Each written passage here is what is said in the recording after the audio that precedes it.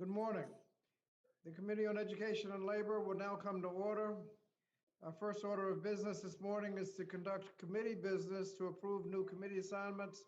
At this time, I'd like to welcome the gentlelady from Louisiana's 5th Congressional District to the committee, Ms. Letlow, and we'd just like to begin by extending our condolences to you and your family on the passing of your husband.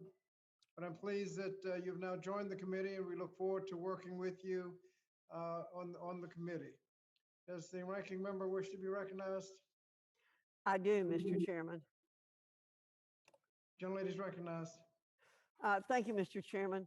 I join all my colleagues in welcoming Representative Julia Letlow to the halls of Congress and to the Education and Labor Committee Republican team. It's been a difficult journey for Julia and her family as they continue to mourn the loss of Luke, who tragically passed just days before he was to be sworn into office. But he's certainly looking down with pride today. As the first female Republican elected in Louisiana, Dr. Letlow joins a strong freshman class of Republican women and mothers, and I have no doubt she'll serve her constituents and her state with distinction. Dr. Letlow is a dedicated public servant who's worked in higher education for years, and we're overjoyed to welcome her with open arms to this committee. I'm eager to work alongside her in the days to come on behalf of America's students, workers, and job creators. I ask unanimous consent that Dr. Letlow of Louisiana be appointed to the Subcommittee on Higher Education and Workforce Investment and Early Childhood, Elementary, and Secondary Education. Is there any objection? Without objection, so ordered. And if there's no further business before the committee, the business portion of today's proceeding is concluded, and now we'll turn to today's committee hearing. Once again, the Committee on Education and Labor will come to order, and welcome everyone. The committee is meeting today to hear testimony on for-profit college conversions, examining ways to improve accountability and prevent fraud. This is an entirely remote hearing. All microphones will be kept muted as a general rule to avoid unnecessary background noise. Members and witnesses will be responsible for unmuting themselves when they are recognized to speak or when they seek recognition. I also ask members to identify themselves before they speak. Members should keep their cameras on while in the proceeding. The members shall be considered present in the proceeding when they are on camera. When they're visible on camera. They shall be considered as not present when they are not visible on camera. The only exception to this is if they're experiencing technical difficulty and inform committee staff of such difficulty. If any member experiences technical difficulties during the hearing, you should stay connected on the platform, make sure you're muted, and use your phone immediately to contact the committee's IT director, whose number was provided in advance. Should the chair experience any technical difficulty or need to step away from the floor, he'll designate another majority member to assume the gavel in my absence. This is an entirely remote hearing, and as such, the committee hearing room is technically closed. Members who choose to sit with their individual devices in the hearing room must wear headphones to avoid feedback, echoes, and distortion resulting from more than one person on the software platform sitting in the same room. Members are also expected to adhere to social distancing and safe healthcare guidelines, including the use of wearing masks, hand sanitizers, wiping down the areas, both before and after their presence in the hearing room. In order to ensure that the committee's 5-minute rule is adhered to, staff will be keeping track of time using the committee's field timer. The field timer will appear on its own thumbnail picture and will be named 001_timer. This timer provides no 1-minute remaining warning. The field timer will sign an audio when time is up. Members and witnesses are asked to wrap up promptly when their time has expired. For the roll call, it's not necessary to establish a quorum in official proceedings conducted remotely or with remote participation. The committee has made a practice whenever there is an official proceeding with remote participation for the clerk to call the roll to help make clear who is present at the start of the proceeding. Members should state their name before announcing that they are present. This helps the clerk and also helps those watching the platform and the live stream who may be experiencing a few seconds delay. This time I ask the clerk to call the roll. Chairman Scott, Chairman Scott is present. Mr. Grijalva, Raul Grijalva, present. Mr. Courtney, Courtney present. Mr. Sablan, Ms. Wilson, Ms. Wilson is present. Ms. Bonamici, Suzanne Bonamici is present. Mr. Takano, Takano is present. Ms. Adams, Alma Adams is present. Mr. DeSaulnier, Mr. Norcross, Ms. Jayapal, Mr. Morelli, Ms. Wild, Wild is present. Mrs. McBath, Mrs. Hayes,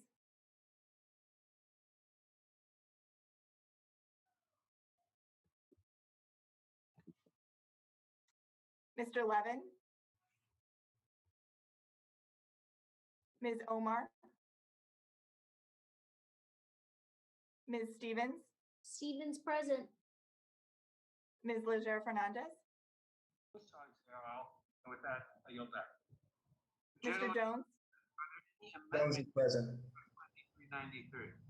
Ms. Manning, Manning is present. Mr. Mervan, Mervan is present.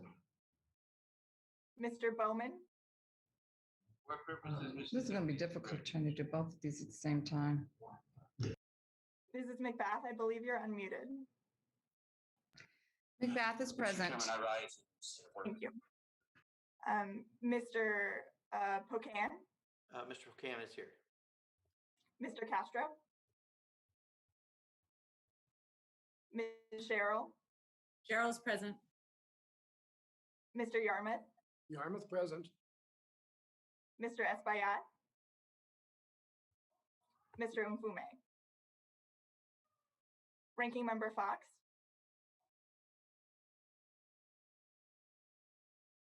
Mrs. Fox, you're unmuted, or you're muted, I'm sorry. Fox is present. Thank you. Mr. Wilson, Mr. Thompson, Mr. Wahlberg, Wahlberg is present. Mr. Grossman, I'm present. Ms. Stefanik,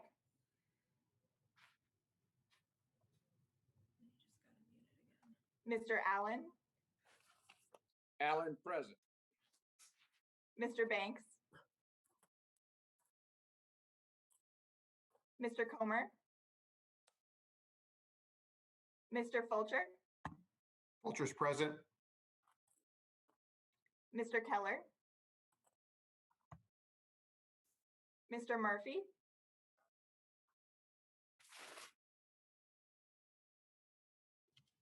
Mrs. Miller Meeks, Mr. Owens, Mr. Good, Good is present. Mrs. McLean, Mrs. Harshbarger, Harshbarger's present. Mrs. Miller, Mrs. Sparts, Mr. Fitzgerald, Mr. Cawthorn, Cawthorn is present. Mrs. Steele, Steele present. Ms. Letlow. Letlow is present. Thank you. Chairman Scott, that concludes the roll call. Thank you. Did anyone appear after the roll call that wants to be recorded as present? Mrs. Hayes, Mr. Chair, I'm present. Thank you. Anyone else? Thank you. Pursuant to Committee Rule 8C, opening statements are limited to the chair and ranking member. This allows us to hear from our witnesses sooner and provides all members with adequate time to ask questions. I recognize myself now for the purpose of making an opening statement. Today, we're gathered to discuss the need for stronger oversight to protect students and taxpayers from those for-profit colleges that transition to nonprofit institutions to trick students and regulators.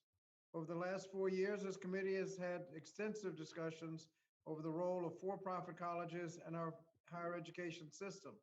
This work continues to be guided by the clear evidence that some unscrupulous for-profit colleges frequently charge their students too much in tuition while delivering too little in education and opportunity. After a series of high-profile cases in which for-profit colleges cheated students and taxpayers out of billions of dollars, regulators and potential students have become more aware of the deceptive practices employed by bad actors in the for-profit sector. But rather than changing their behavior to comply with the accountability standards and repair the industry's reputation, some schools are opting to simply evade the for-profit accountability standards by rebranding themselves as nonprofits.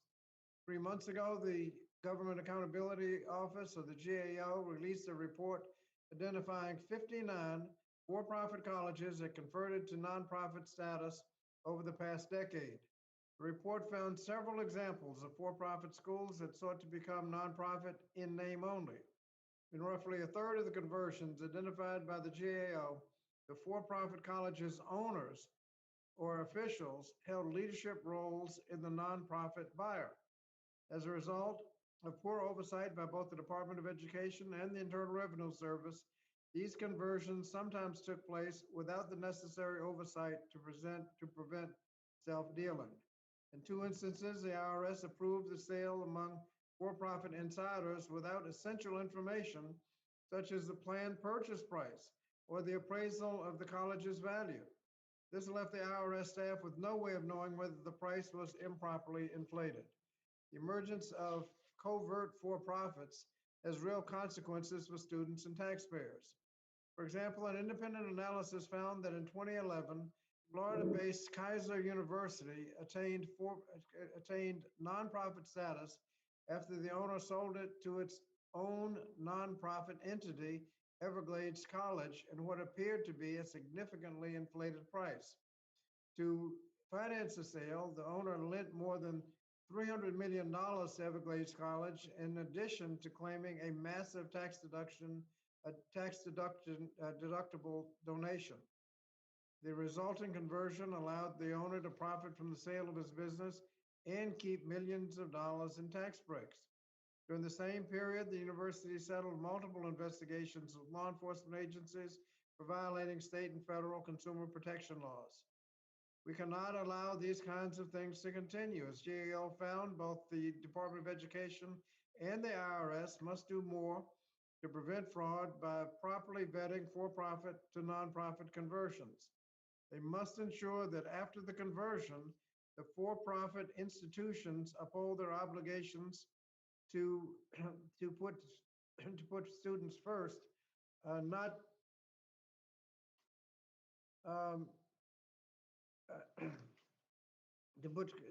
to put students first and not profits. The College Affordability Act, which the committee considered last year, offers a clear foundation for legislative solutions to achieve these goals. The comprehensive bill included several provisions that establish requirements an institution must meet to convert to nonprofit status.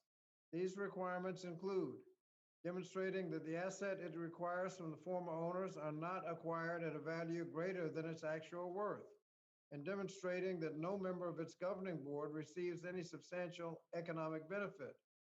Today, we're grateful to be joined by expert witnesses who will help us discuss these solutions and other proposals that will ensure that for-profit college executives cannot take advantage of converting to nonprofit institutions. This is a critical moment to take action as students recover from the pandemic and start or continue their pursuit of post-secondary education. We must ensure that students and taxpayers are protected from deceptive schemes that undermine the integrity of our higher education system. At this point, I'm pleased to recognize the distinguished ranking member for the purpose of making her opening statement. Dr. Fox. Thank you, Mr. Chairman. Our education system is in crisis. High school graduation rates are declining. The nation's skill gap is growing. COVID-19 pandemic policies have led to years' worth of learning loss. Federal student debt tops $1.5 trillion. College costs continue to skyrocket. Campus free speech is under attack, and China is infiltrating U.S. campuses. All these issues are deserving of Congress's time and attention. So you can imagine my surprise when I learned we were ignoring these important pressing topics to examine colleges transitioning from for-profit to nonprofit status, which impacts roughly 0.1% of for-profit colleges per year, or approximately 3 schools a year. 3 schools a year. In the past decade, only 35 such colleges transitioned to nonprofit status. Whoopee! So to the millions of students wondering why Congress hasn't acted on campus free speech zones, Chinese Communist Party censorship, and exorbitantly high tuition rates, I say, look no further than this hearing today and see where the Democrats' priorities are. Democrats want to discuss the possibility of a narrow type of fraud in higher education, specifically the potential for some stakeholders to receive improper benefits when nonprofit organizations acquire for-profit colleges. Committee Republicans are against all fraud and abuse, no matter the tax status of the institution. That bears repeating. Committee Republicans are against all fraud and abuse, no matter the tax status of the institution. Sadly, Democrats are more interested in chasing phantoms than they are working with Republicans on issues that are actually important to students. Republicans will continue our work to improve the odds that students succeed after attending post-secondary education. But let's return to why Democrats called this hearing. I'd like to make several important points about the Government Accountability Office GAO report Democrats will highlight, which investigated when for-profit colleges became nonprofit entities. First, transitioning from for-profit to nonprofit is completely legal. Second, if any of my Democrat colleagues read past the report's title, they would know 2 of the 3 GAO recommendations are outside the committee's jurisdiction. Additionally, the GAO report flagged that 1/3 of the 35 proprietary institutions that became nonprofits had insider involvement. While that term may sound nefarious, it is a far cry from real harm inflicted upon students, which is where we should be focusing our efforts and attention. So the obverse of 1/3 of the institutions having insider involvement means 2/3 did not. Today's hearing is just another example of Democrats trying to manufacture headlines to advance their partisan objectives, even if those policies limit student choice and freedom. As I have repeatedly said, oversight is a critical function of Congress, and we must protect use of taxpayer funds, a responsibility I take very seriously. But this hearing fails to address substantively the ways higher education has failed students. President Obama presided over several of these transitions, but Democrats remain suspiciously quiet. Now we're coming off 4 years of President Trump, whose Department of Education strengthened the bureaucratic review of this non-profit conversion process. We're fabricating a crisis to rally support for a socialist overhaul of our education system. It wasn't a pressing problem 8 years ago, and with the GAO determining there's been no fraud, it isn't a pressing problem now. The federal government should not be in the business of picking winners and losers. Yet Democrats are actively working to eliminate proprietary institutions. For a party that loves to talk about diversity in higher education, it is ironic they are attacking institutions that educate hundreds of thousands of minority students, veterans, older Americans, and single parents. The Higher Education Act is in desperate need of reform. So all colleges, not just those Democrats demonize, are held accountable and better serve students. When it comes to post-secondary education, the question we should be asking is whether students are getting the education they need to be successful. Unfortunately, even before the pandemic disrupted schools, jobs, and families, polling suggested 53% of recent college graduates are unemployed or underemployed. At the same time, millions of jobs sit unfilled due to the skills gap, demanding more students obtain a skills-based education, which many proprietary institutions offer.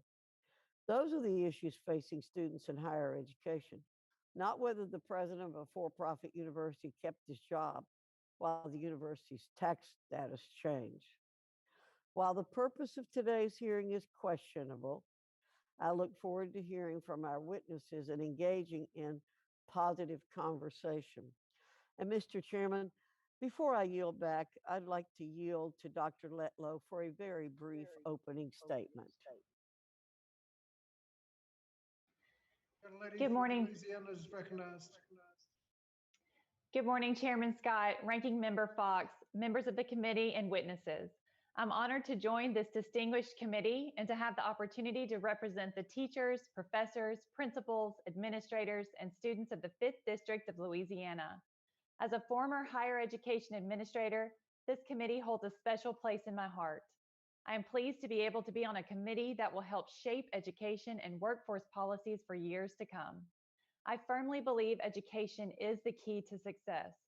We must do all we can to ensure our students have the opportunity to learn, grow, and find career opportunities that best suit their talents. We must pave the way for our children to be able to choose any route of education they wish to pursue, whether trade schools, community colleges, or universities. Utilizing public-private partnerships for workforce education is paramount. Additionally, there are a unique set of challenges that our rural schools face, including access to broadband and teacher recruitment and retention. I look forward to working together to tackle these pressing issues. I'm excited to begin working with you all to better educational programs and workforce opportunities for my constituents and individuals across the country. Thank you, and I yield back my time. Thank you for your indulgence, Mr. Chairman. I yield back. No problem. Thank you. Without objection, all other members who wish to insert a written statement into the record may do so by submitting them to the committee clerk electronically in Microsoft Word format by 5 p.m. on May 4th, 2021. I'll now introduce the witnesses. Yan Kao is a senior fellow at the Century Foundation, where she works on higher education policy with a focus on expanding opportunity, reducing inequality, and ensuring fair outcomes for students. She previously worked for the as a Skaden Fellow at the Project on Predatory Student Lending at the Legal Services Center at Harvard Law School, representing students defrauded by for-profit colleges, and as an attorney at South Brooklyn Legal Services, representing low-income families with predatory student loan debt. She received a bachelor's degree from Stanford and a JD from New York University. Brian Galley is a professor of taxation at Georgetown University. His research and teaching interests include taxation, nonprofit organizations, behavioral law and economics, federalism, and public finance economics. He practiced for 3 years as an attorney in the criminal appeals and tax enforcement policy section of the tax division at the U.S. Department of Justice. He's a graduate of Harvard College, received a JD from Columbia and an LLM from Georgetown. Andrew Gillen is the senior policy analyst for the Texas Public Policy Foundation and an adjunct professor in economics at Johns Hopkins University. He spent over a decade at nonprofit and philanthropic organizations, researching ways to improve post-secondary education. Previous places of employment include the Charles Koch Foundation, the American Institutes for Research, American Council of Trustees, and alumni, the Center for College Affordability and Productivity. He also served on the U.S. Department of Education's Advisory Committee on Student Financial Assistance. He has a PhD in economics from Florida State and a BA in business from Ohio University. Melissa Imriaris is the director of GAO's Education, Workforce, and Income Security Issues Team. She oversees the GAO's higher education reports, has led studies examining issues ranging from for-profit college conversions to student loans. Before joining GAO in 2001, she worked at the private sector consulting company and conducted program evaluations for state and local governments. She has received a master's degree in public policy from Harvard's Kennedy School, where she was awarded the Manuel C. Carbolo Prize for Graduate Research, and she holds a bachelor's degree from Swarthmore College. I appreciate all of the witnesses participating today and look forward to your testimony. Let me remind the witnesses that we've read your written statements and they will appear in full in the hearing record. Pursuant to Committee Rule 8D and committee practice, each of you is asked to limit your oral presentation to a 5-minute summary of your written statement. Before you begin your testimony, let me please remember to unmute your microphone. During your testimony, staff will be keeping track of time and the timer will sound when time is up. Please be attentive to the time and wrap up when your time is over, and then remute your microphone. If you experience technical difficulties during your testimony or later in the hearing, you should stay connected, make sure that you're muted, and use your telephone to immediately call the committee's IT director, whose number was provided to you in advance. We will let the witnesses make their presentations before we move to members' questions. When answering a question, please remember to unmute your microphone. Witnesses are aware of their responsibility to provide accurate information to the committee, and therefore we'll proceed now with their testimony. We'll first recognize Ms. Kao. Ms. Kao. Thank you, Chairman Scott, for the opportunity to testify today, and to Mr. Vassar for assistance with slides today. Before we dive into the complex conversions the GAO has described in its report, I want to start with the basics. How do you close the skills gap, expand opportunity, and provide a fighting chance to students who have suffered from chronic underinvestment in their prior education? Ask any high school principal, and she'll tell you, invest resources in students. With the Higher Education Act, Congress has made an enduring investment in students' higher education, but not all of those resources reach the students who need them the most. In the for-profit sector, taxpayer dollars earmarked for higher education can be extracted by insiders for personal gain. To understand why this matters, focus on the gap between the tuition dollars that students pay in and the educational investment that students get out of institutions. Now, at traditional nonprofit schools, 100% of that difference must be reinvested towards education. At for-profit schools, the gap between high tuition and low educational spending can be extracted by insiders.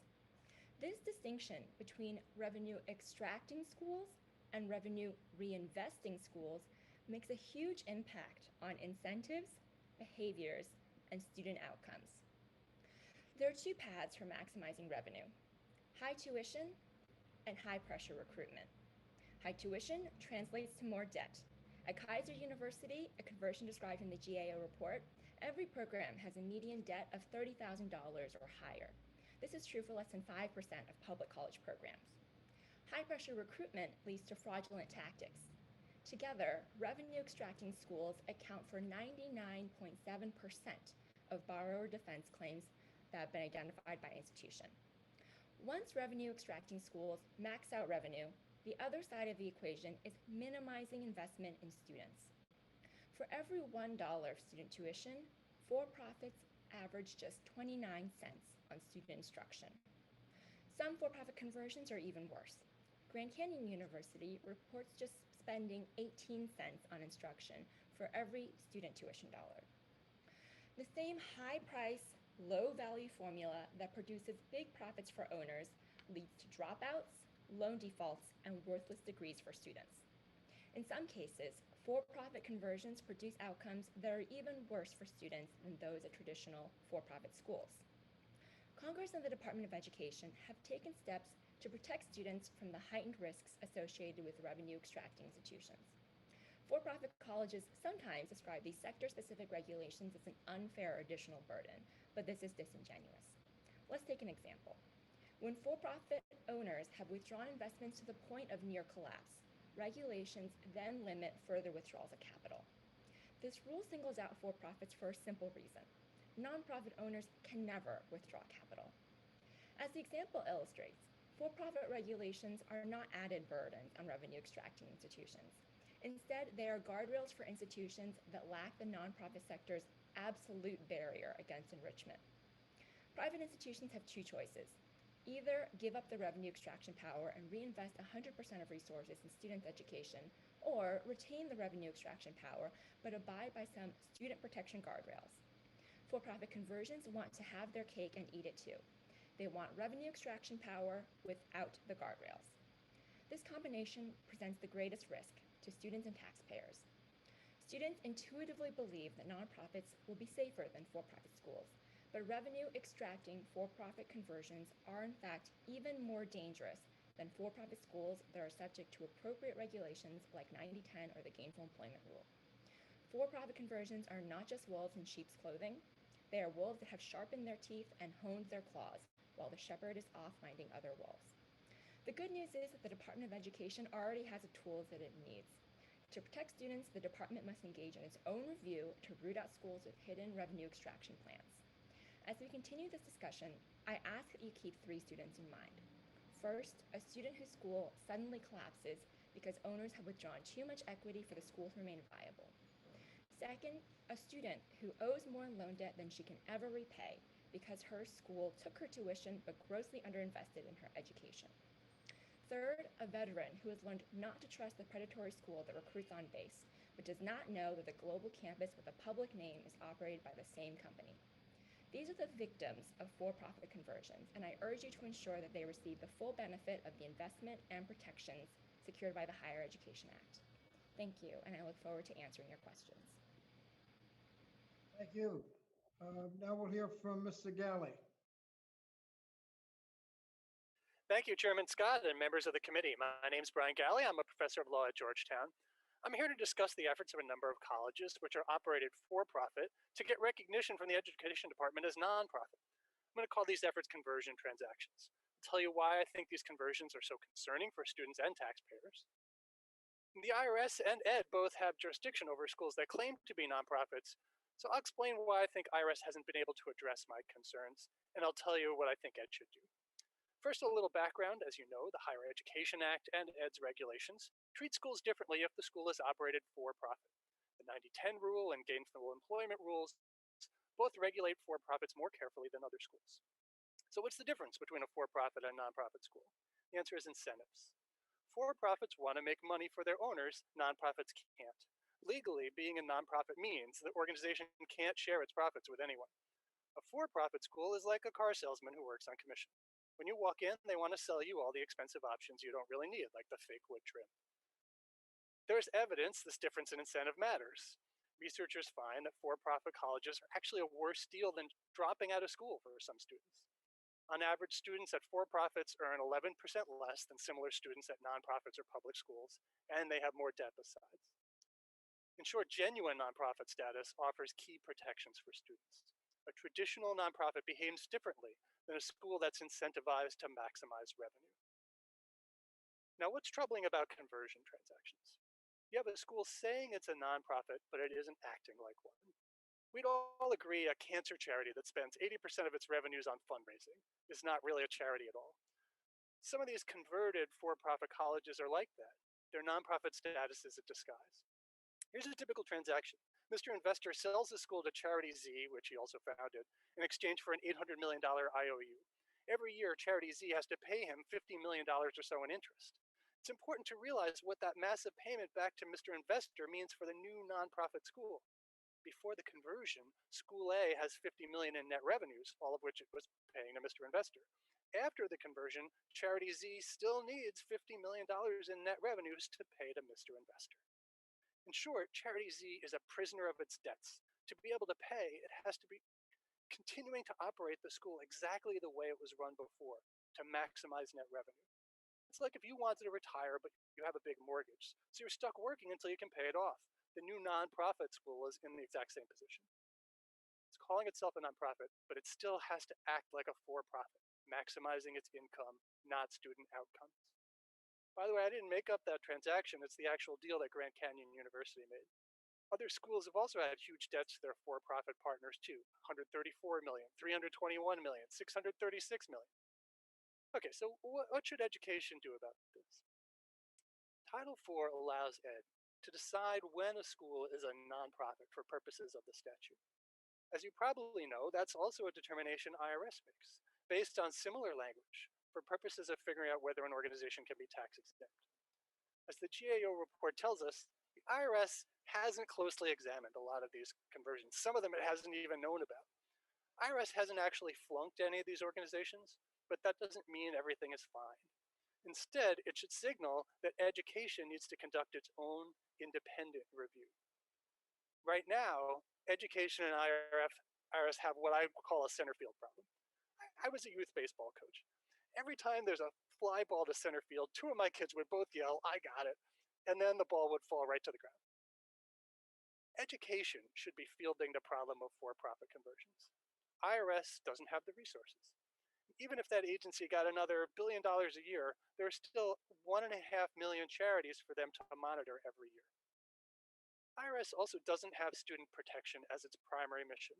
And the law it enforces isn't aimed at telling which charities are really nonprofit and which aren't. Look, to be clear, in my view, a lot of the conversion transactions I examined fail basic and important tax law requirements. But figuring out which schools prioritize money over student outcomes is not IRS's job.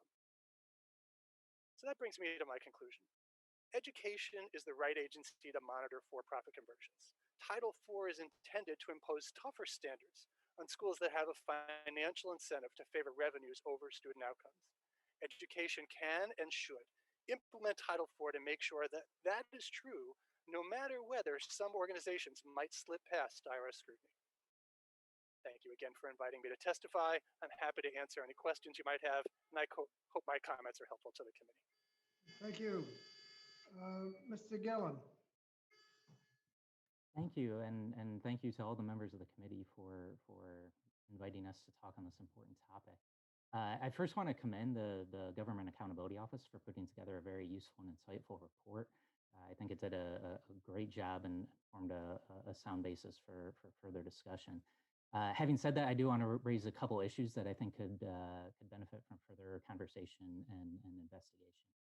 So the first concerns the GAO's recommendation that the IRS add more questions about recent for-profit college conversions to nonprofit to their annual filings. This may be a good idea, it may not, but I think it really needs to be conducted and subjected to a cost-benefit. And I'm skeptical that it would pass such a cost-benefit test because the benefits are very small. The number of conversions per year are very, very small. The number of conversions that involve insiders are even smaller. So we're talking about 1 or 2 colleges per year where this would even be relevant. Moreover, this information is already collected by the Department of Education. So this would be just a duplicative kind of data collection by the IRS. But the cost wouldn't necessarily be as negligible. And that's because the IRS would be required to collect this information from all sorts of universities and maybe other charities as well. And so you could potentially be asking 300,000 other nonprofits about a question that only applies to 1, maybe 2 of them. And so this committee has a lot of experience with the FAFSA form, how over the years it accumulated into, just a massive amount of questions, and it took us a decade to figure out how to simplify it. And so I'd like us to keep that in mind when we are encouraging IRS to add other requirements that are only relevant to a very, very small fraction of schools. A second point that I'd like to bring up is it would be very useful for us to distinguish between the different types of insider benefit, improper insider benefit. The lumping them all together is not necessarily appropriate because some of them can be assessed at the time of transaction and some of them need to be assessed at an ongoing basis, and making that distinction would be very valuable. Another issue I'd like to flag is the issue of regulatory arbitrage. And so there's a number of different policies and regulations that apply to for-profits or that don't apply to nonprofits that can raise a kind of a wedge between the value of a school as a for-profit and the value of the school as a nonprofit. And so we just need to be careful when we're kind of assessing whether a transaction is fair. The value of a school can actually change quite a bit, whether it's for-profit or nonprofit. Some states are kind of increasing regulations of for-profits. There are a set of regulations at the federal level that only applied to for-profits as well. And so this regulatory arbitrage could kind of skew some of the assessments if we aren't careful. And then the last point I want to make is really that the accountability system that we have for higher education, if we were able to improve that accountability system, that would really do a lot to take much of the improper benefit problem that we see that we could see with some of these insider conversions off the table.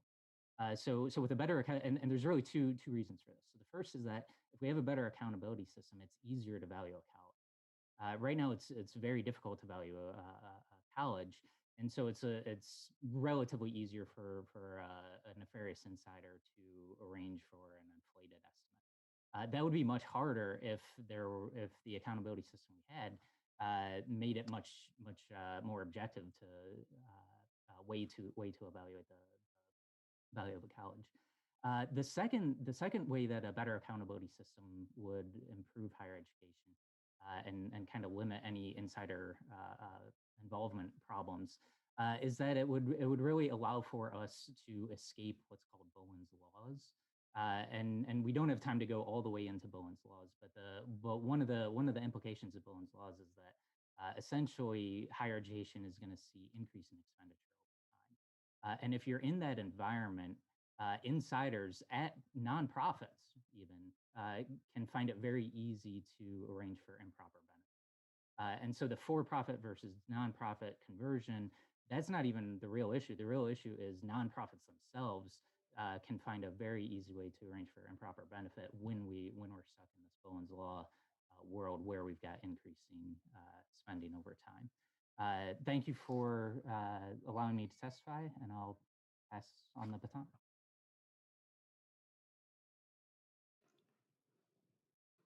Thank you. And Mrs. Emery Harris?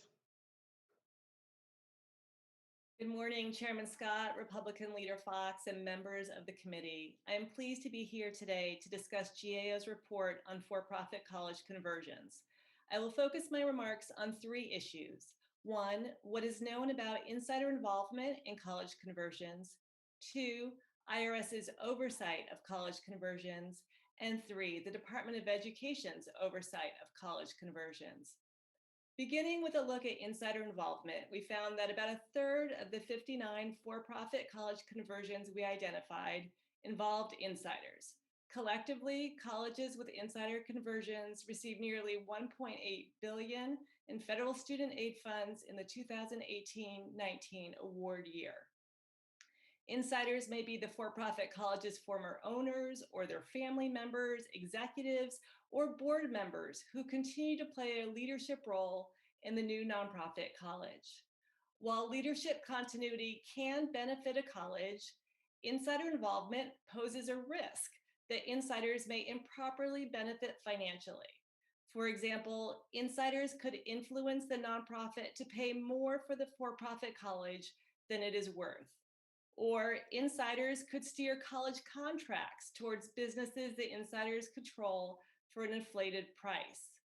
Doing so would be prohibited under the Internal Revenue Code and the Higher Education Act, which do not allow a nonprofit's earnings to improperly benefit private individuals.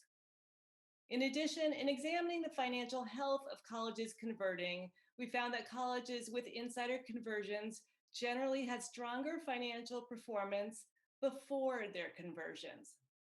For example, all of the colleges with insider conversions had a passing education financial responsibility score the year before their sale. However, almost all of them had a failing financial score the year of their sale. Turning now to how the IRS oversees college conversions, we found that IRS guidance directs staff to closely scrutinize whether insider transactions exceed fair market value and improperly benefit insiders. If an application contains insufficient information to make that assessment, guidance says that staff may need to request additional information.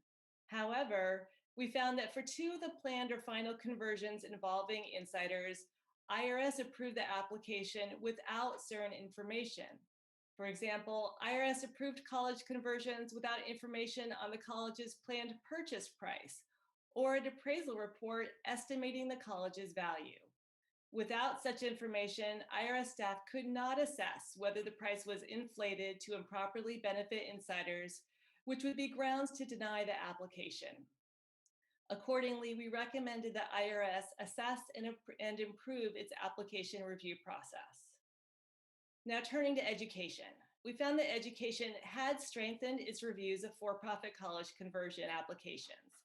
As of August 2020, education had approved 35 of the 59 colleges for nonprofit status and denied 2. The remaining applications were under review or no longer required action because the colleges had closed. However, in terms of monitoring colleges after approving them as nonprofits, we found that education does not monitor the newly converted colleges to assess ongoing risk of improper benefit. In 2 of the 3 cases we reviewed in depth, we found college financial statements disclosed transactions with insiders that could indicate the risk of improper benefit. Consequently, we recommended that education develop procedures to review financial statements to monitor newly converted colleges. In conclusion, for-profit college conversions involving insiders can pose risks to students and taxpayers. If a nonprofit college's revenues are diverted to improperly benefit insiders, funds available to support the college's educational mission can be reduced, potentially harming the college and its students and violating federal requirements. We believe that GAO's recommendations will help IRS and education address these risks. This completes my statement, and I would be pleased to answer any questions you may have. Thank you. Thank you. Now we'll have questions from members under Committee Rule 9A. Questions will be by the 5-minute rule. I'll be recognizing committee members in seniority order. Again, to ensure the 5-minute rule is adhered to, staff will be keeping time in the timer 001_timer. I'll now recognize Mr. Reauthorize first for questions. Mr. Reauthorize. Thank you very much, Mr. Chairman, and thank the witnesses and thank you for the hearing. Ms. Kao, the Century Foundation, and specific to an issue here in Arizona, but I think indicative and representative of issues across this country. The foundation has recently written about the University of Arizona's plans to purchase Ashford University, following that college, Ashford's failed nonprofit conversion attempt. Can you walk us through your key concerns about that deal? Sure. I think this is a great example, and thanks for the opportunity to discuss Ashford's conversion into a nonprofit entity called University of Arizona Global Campus.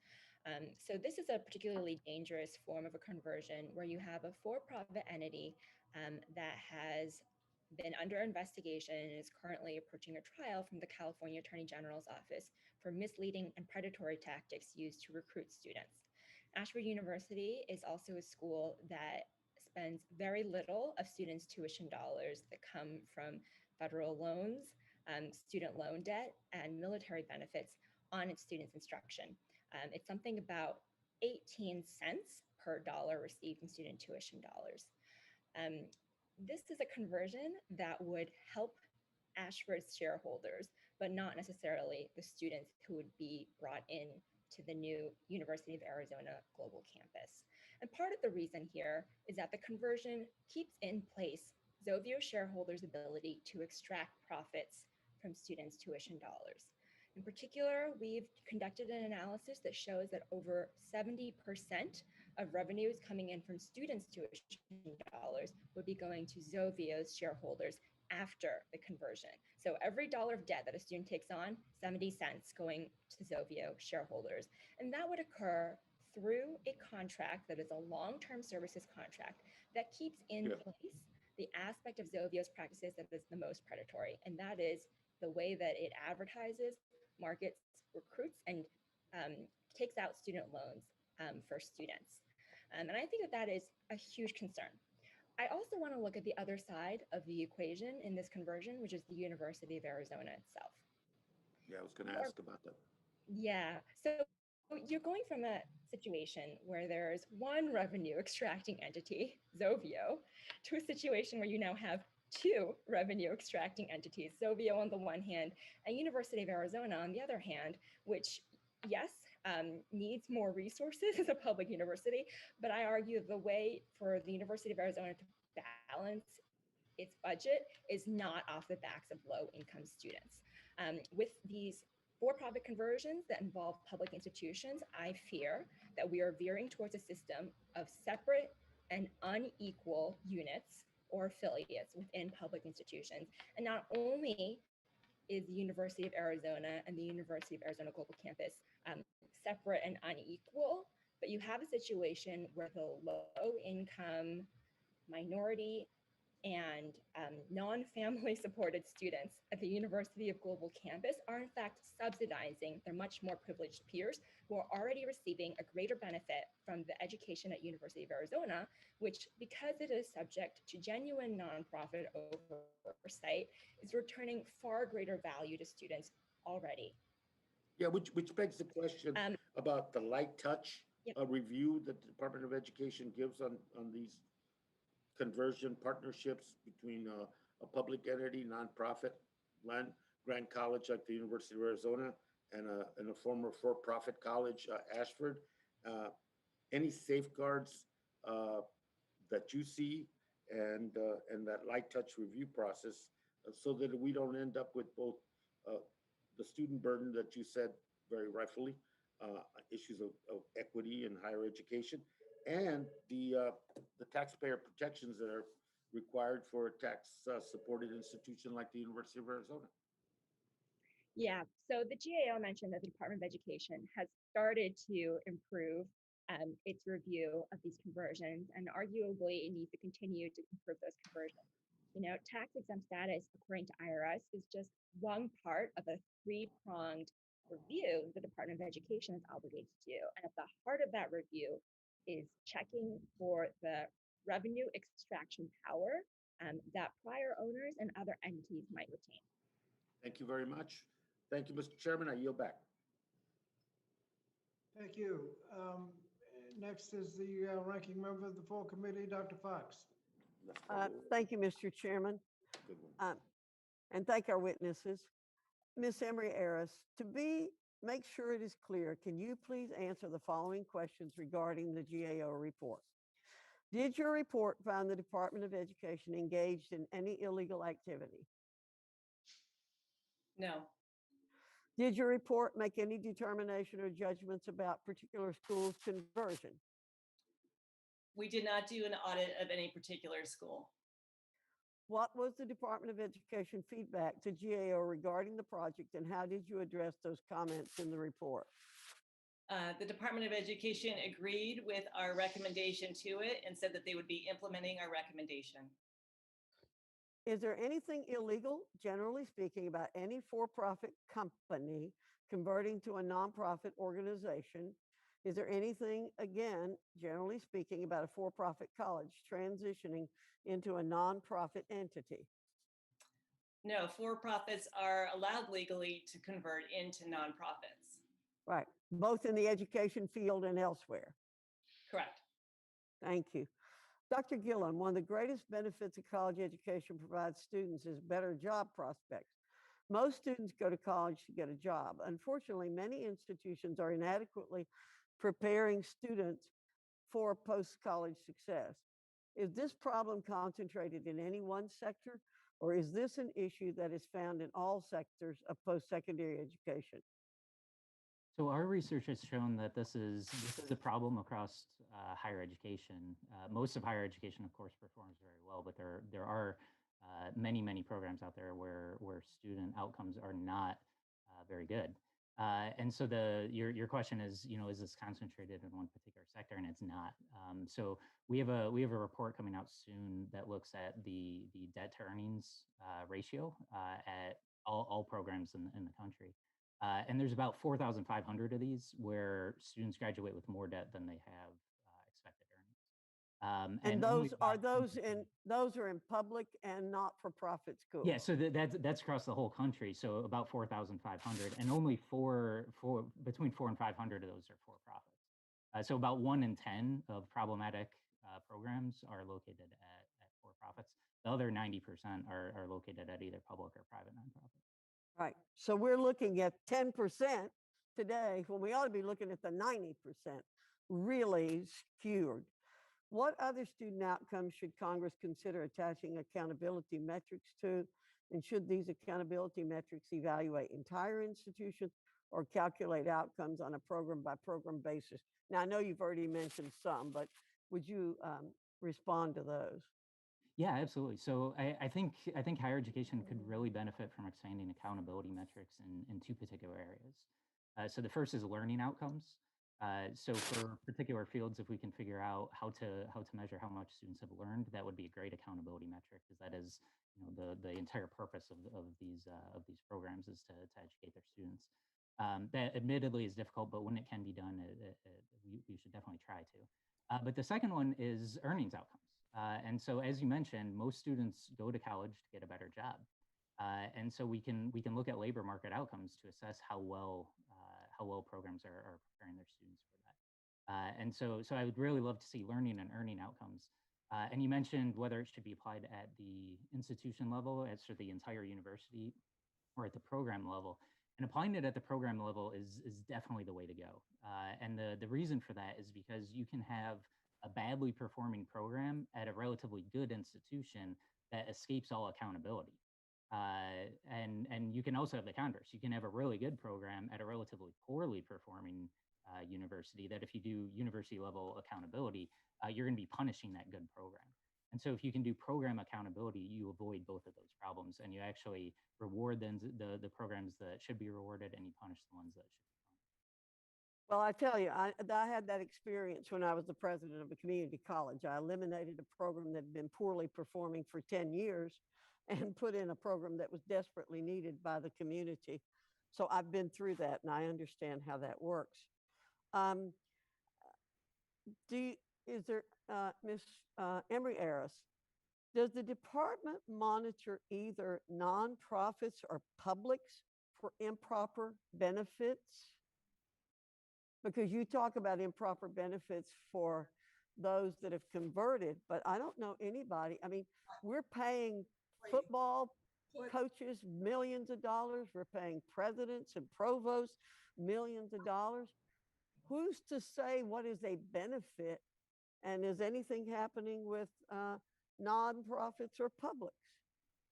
Right. So for our work, we did not look at executive compensation at schools.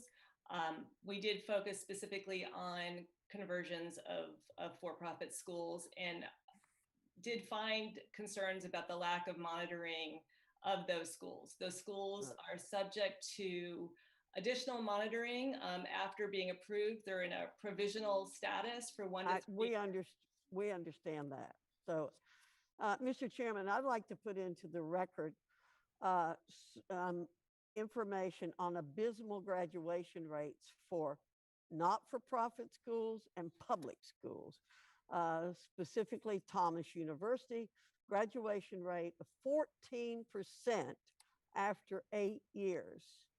Private institution. Harris Stowe State University, 16% graduation rate after 8 years. University of New Mexico Taos campus, 13% graduation rates. There are some other items to put into the record. A report from AEI, and higher education has a tax problem and it's hurting local communities. We'll be putting these into the record. Thank you, Mr. Chairman. I yield back. Next is Representative Wilson from Florida. Thank you, Chairman Scott. Okay. And Ranking Member Fox for holding a very important meeting. And I'd like to thank all of the witnesses for participating in the meeting today. Increasingly, we have seen predatory for-profit institutions mislead the public and abuse their trust by illegitimately converting to tax-exempt nonprofit status. These dubious conversions often seriously harm students and taxpayers and enrich the for-profit former owner and other private individuals. Congress must do more to hold bad actors to account and ensure that students can make informed decisions about their post-secondary careers. Under existing law, nonprofit institutions are prohibited from improperly steering profits towards private figures. Unfortunately, in the case for profit converts, this happens all too often. The Government Accountability Office found that conversions that involve the former owner or other executives accounted for 75% of all federal aid that went to for-profit converts. Clearly, too many bad actors are slipping through the cracks, and this must stop. With that in mind, I have a few questions for our witnesses. Ms. Kao, what is the harm of students mistakenly believing that a school they are considering attending is mission-driven when actually it is still operating on a quasi for-profit model? And based on your experience surveying various for-profit conversions, would you say that the improper and harmful behavior this committee has been examining today is limited to only a few bad actors?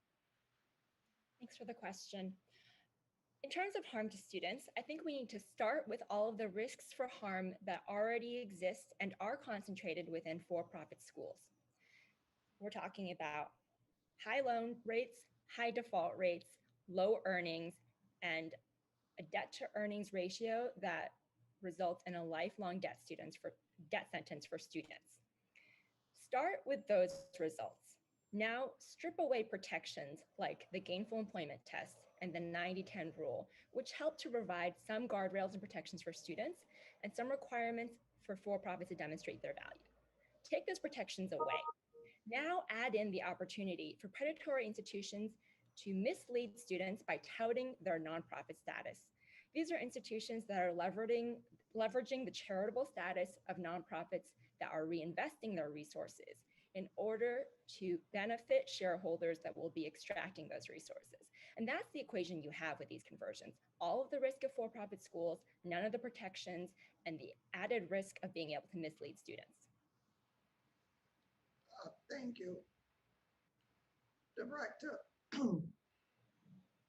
Emery Iris, the GAO issued 2 recommendations to the IRS. What, if any, steps has the IRS taken to implement those recommendations? Thank you. The IRS said that it is reviewing its process for approving applications for tax exempt status to decide whether or not any changes need to be made. And it is considering our second recommendation on gathering information in a way that it can be used to help with its monitoring. Can you explain to us why it is important for the IRS to collect information and to help identify tax exempt colleges with a for-profit history? Why is that so important? Well, the IRS itself has identified these organizations as at risk for improper benefit. So it has just said that organizations with a for-profit history are at an elevated risk of improper benefit. Given that, it has created a compliance strategy to do monitoring of these schools. And the compliance strategy actually originated in concern over for-profit school conversions and then broadened beyond higher education. However, ironically, they couldn't even identify the schools in our study when they tried to do this compliance effort because they lacked the information in a searchable form. And to respond to an earlier witness statement about cost-benefit issues, I would say that the IRS has said that they're often collecting this information in narrative fields already. So the information is already being gathered. It's just not being gathered in a searchable way. So there wouldn't be much of a cost in terms of changing the field from a narrative field to a data field that could be searched, which would then give the IRS the information it needs to actually be strategic in its monitoring and monitor this risk that it's very concerned about. Thank you. I yield back, Mr. Chair. Thank you. Mr. Wahlberg. Thank you, Mr. Chairman, and thank you to the panel for being with us today. Dr. Gillen, I think we all agree that the top priority for higher education institutions should be serving students, and that those failing to do so should be held accountable. I guess what I'd ask is what can the department do to improve accountability for all institutions, and what can they not do because it is not within their authority? That's a great question. So the department right now has a lot of capability of providing more information and transparency. So there are a number of data collection tools that are already used. And so the department can add information to iPads, the Integrated Post-Secondary Education Data System, can add it to College Navigator, which is a Department of Education website, can add it to College Scorecard, which is another Department of Education website. And so simply providing more information to students, parents, policymakers, that is kind of the foundation of making wise decisions for everybody.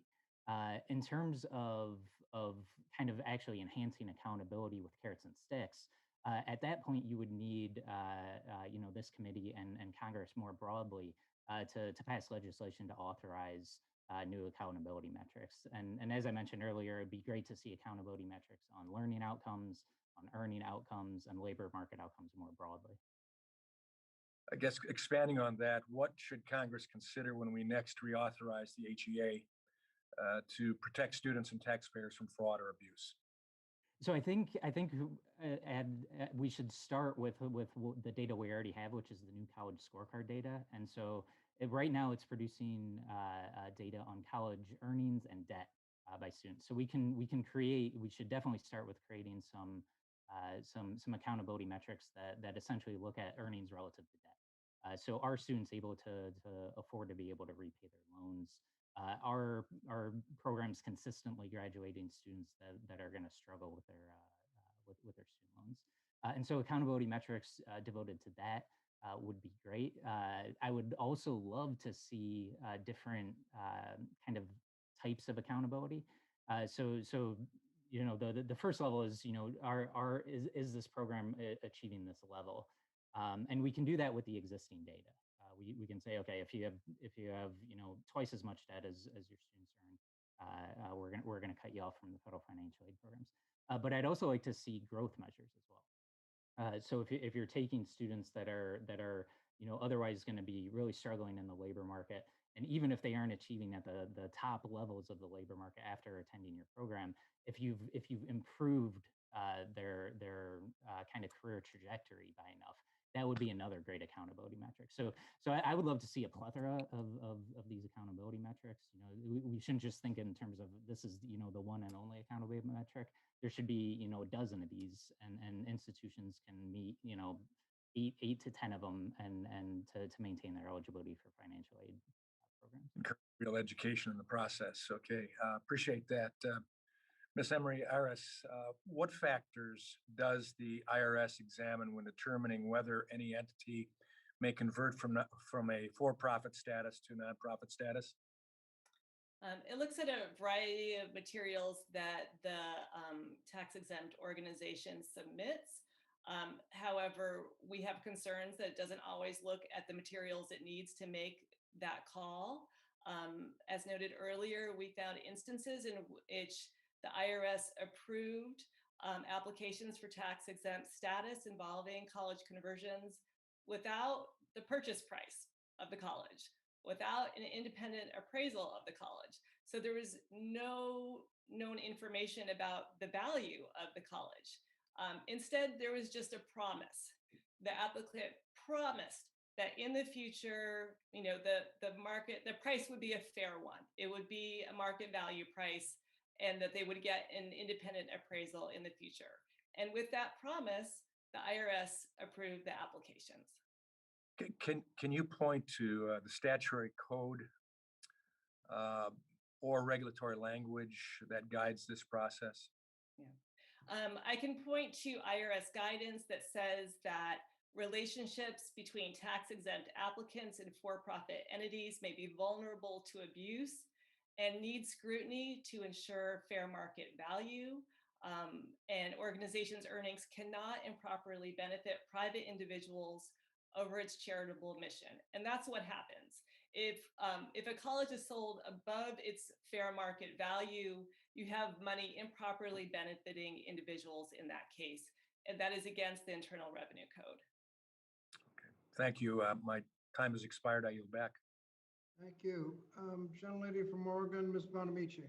Thank you to the chair and ranking members, and thank you to all of our witnesses for being here today. First, I want to object to the suggestion that was made by Mr. Gillen to use income of an institution's graduates to measure accountability.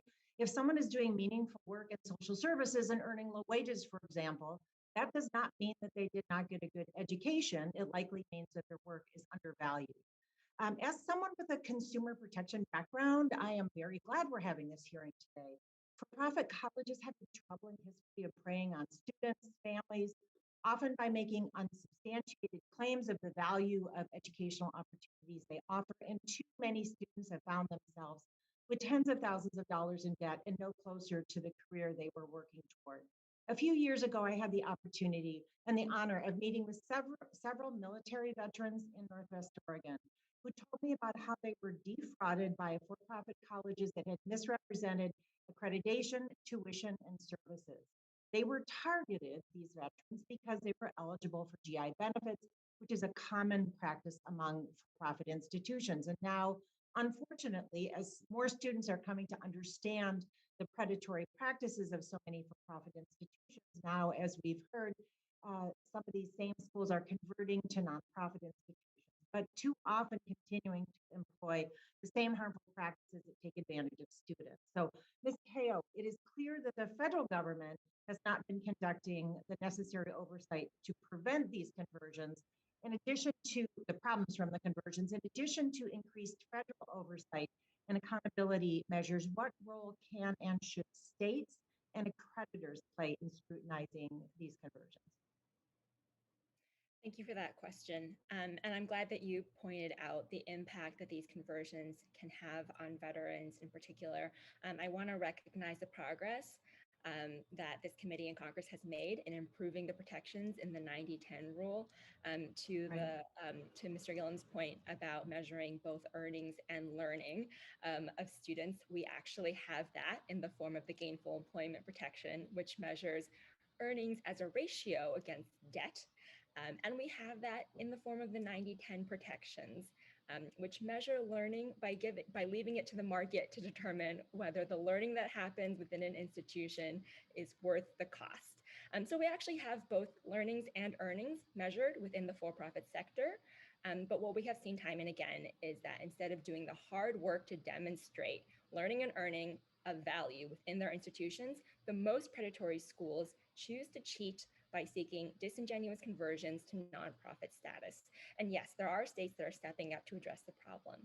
Both Maryland and the state of California have enacted legislation that authorizes the states to engage in a closer look of insider benefits in the same way that the GAO has pointed out that the IRS and the Department of Education should do. I am worried about the problem that Professor Galley talked about earlier, where you have too many kids running towards a ball and it falling through the cracks in the process. Thank you. In fact, I'm going to ask Professor Galley. I've worked for years on collaboration between the IRS and the Department of Education on the issue of verifying income for income-driven repayment plans. And when you used your analogy, I'm not going to be able to get that out of my head now. I'm thinking about trying to coordinate between the two agencies. So should there be better coordination between the IRS and the Department of Education on for-profit conversions? And if so, what kind? Or is that kind of coordination really achievable based on how you understand the agencies to operate? Thank you for that question. I think that some more coordination would certainly be helpful. And there's some small legal obstacle to full coordination in the sense that the IRS is very limited in what kinds of taxpayer information it's allowed to share. And although it is allowed to share taxpayer information for purposes of verifying income-driven repayment eligibility, it's not clear that the IRS can share information about whether it's audited a for-profit institution with the Department of Education. But I think more generally, the real story here is that Ed needs to take the lead in protecting student interests. It's not the IRS's primary mission, it's not their primary interest, and the statutory authority that IRS is working under doesn't really lend itself to identifying schools that are protecting their own bottom line over the student interest. I appreciate that. We are policymakers, though, and if the policy doesn't exist, that's what we want to hear about. That's one of the purposes of having a hearing like this. So I thank you, Mr. Chairman, and I yield back the balance of my time. Thank you, gentleman from Wisconsin, Mr. Brothman. Thank you. I have a few comments here, not directed at anybody in particular, because I know there are obviously people out there who are hostile to the idea of a conversion. But of course, I know some people or some conversions I think were done for the best of reasons. And I think the idea of making this in essence against the law is a huge mistake. Do you all agree that there are for-profits converting to nonprofits and that it's working out well and there aren't abuses? I just want to point out, I don't think that any of the witnesses are saying that a for-profit college converting to nonprofit status is against the law. Having pointed out the risks associated with for-profits that engage in revenue extraction, I would love for for-profit colleges to convert to true nonprofit status with a commitment to reinvesting 100% of revenue in educational and charitable purposes. The concern is not for-profits converting to nonprofit status. It is for-profits claiming that they are nonprofits without doing the hard work of actually reinvesting resources in students. I guess the question is, because I don't know if it's a minority or majority, but there's certainly many, probably a majority when they convert for the best of reasons. Okay, you may convert for succession reasons. Okay, you like your college, your children or whatever are not going to continue down the path, so you switch to make it a nonprofit. You may have a situation in which you have a nursing degree. We have a real shortage of nurses in this country.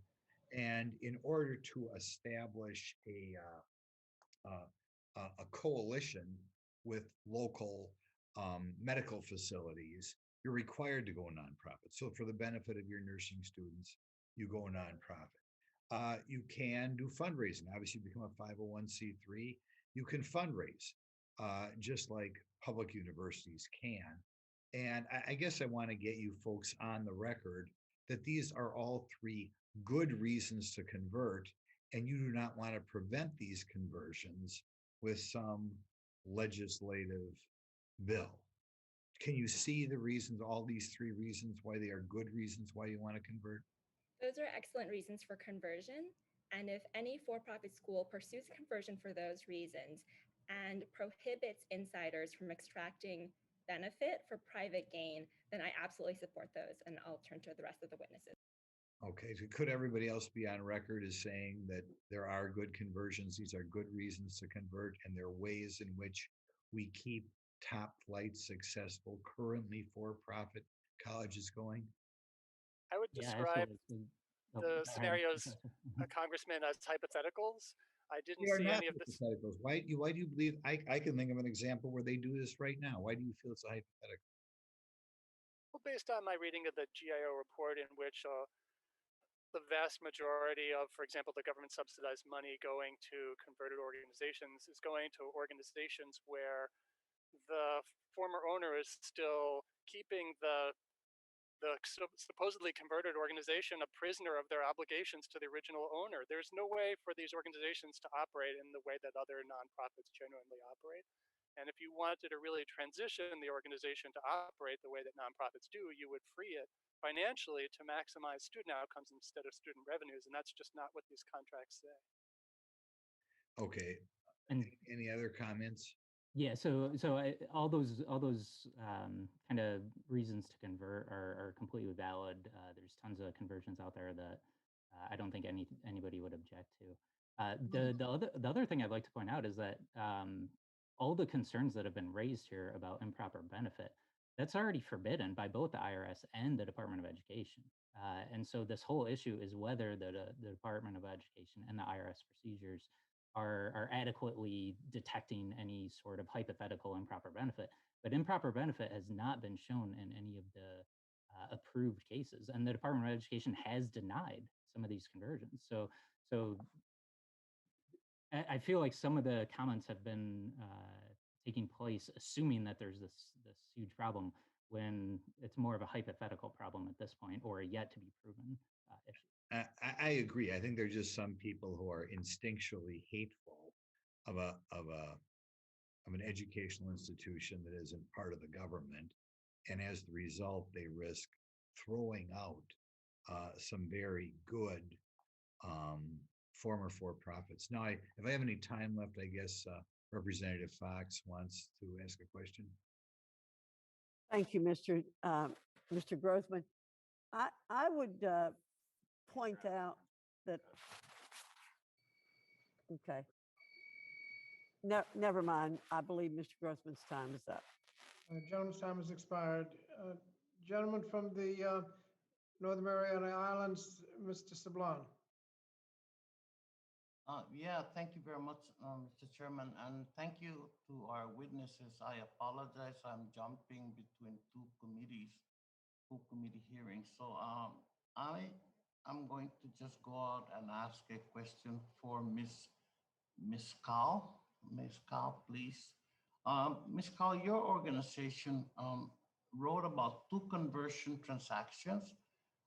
The Nonprofit Center for Excellence in Higher Education's purchase of 4 for-profit colleges owned by Carl Barney, and the nonprofit Everglades College's purchase of the for-profit Kaiser University, which involved the college's former owner donating part of the college sale price to the nonprofit purchaser, enabling them to take hundreds of millions in tax deductions.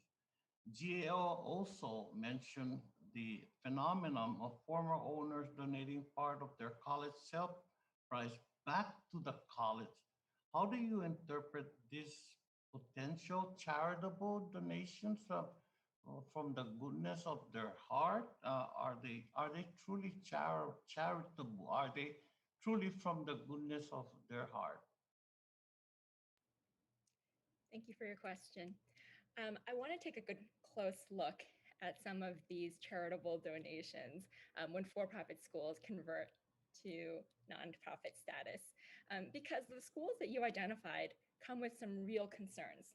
CEHE, the Center for Excellence in Higher Education, the individuals who are the insiders who benefited the most from those conversions were recently found personally liable for operating years of systemic fraud against both students and the Title IV system, drawing down student revenue while misrepresenting to them the benefits that they would get from it, misrepresenting the amount of tuition, the likelihood of success, and whether or not the programs would ever lead to gainful employment in their fields of study. That type of behavior is indicative of the predatory nature of those institutions, as is the way that those conversions were structured. So I want to take a look at the way that those conversions were structured, because it was a very similar situation in both the CEHE and Kaiser instances. You had a conversion that allowed the insider to continue extracting resources through two primary mechanisms: ongoing rent payments and ongoing loan payments. So you have an institution that remains in debt to its former boss, who continues to hold the reins on the institution by being able to guide decision-making through these two contracts that puts the nonprofit at a huge disadvantage. As for the purported donations, they are donations of intangible benefits. So to take one of the examples in the Kaiser University example, the original purchase price was 90% intangible assets, which the Department of Education does not permit institutions to report on their audited financial statements.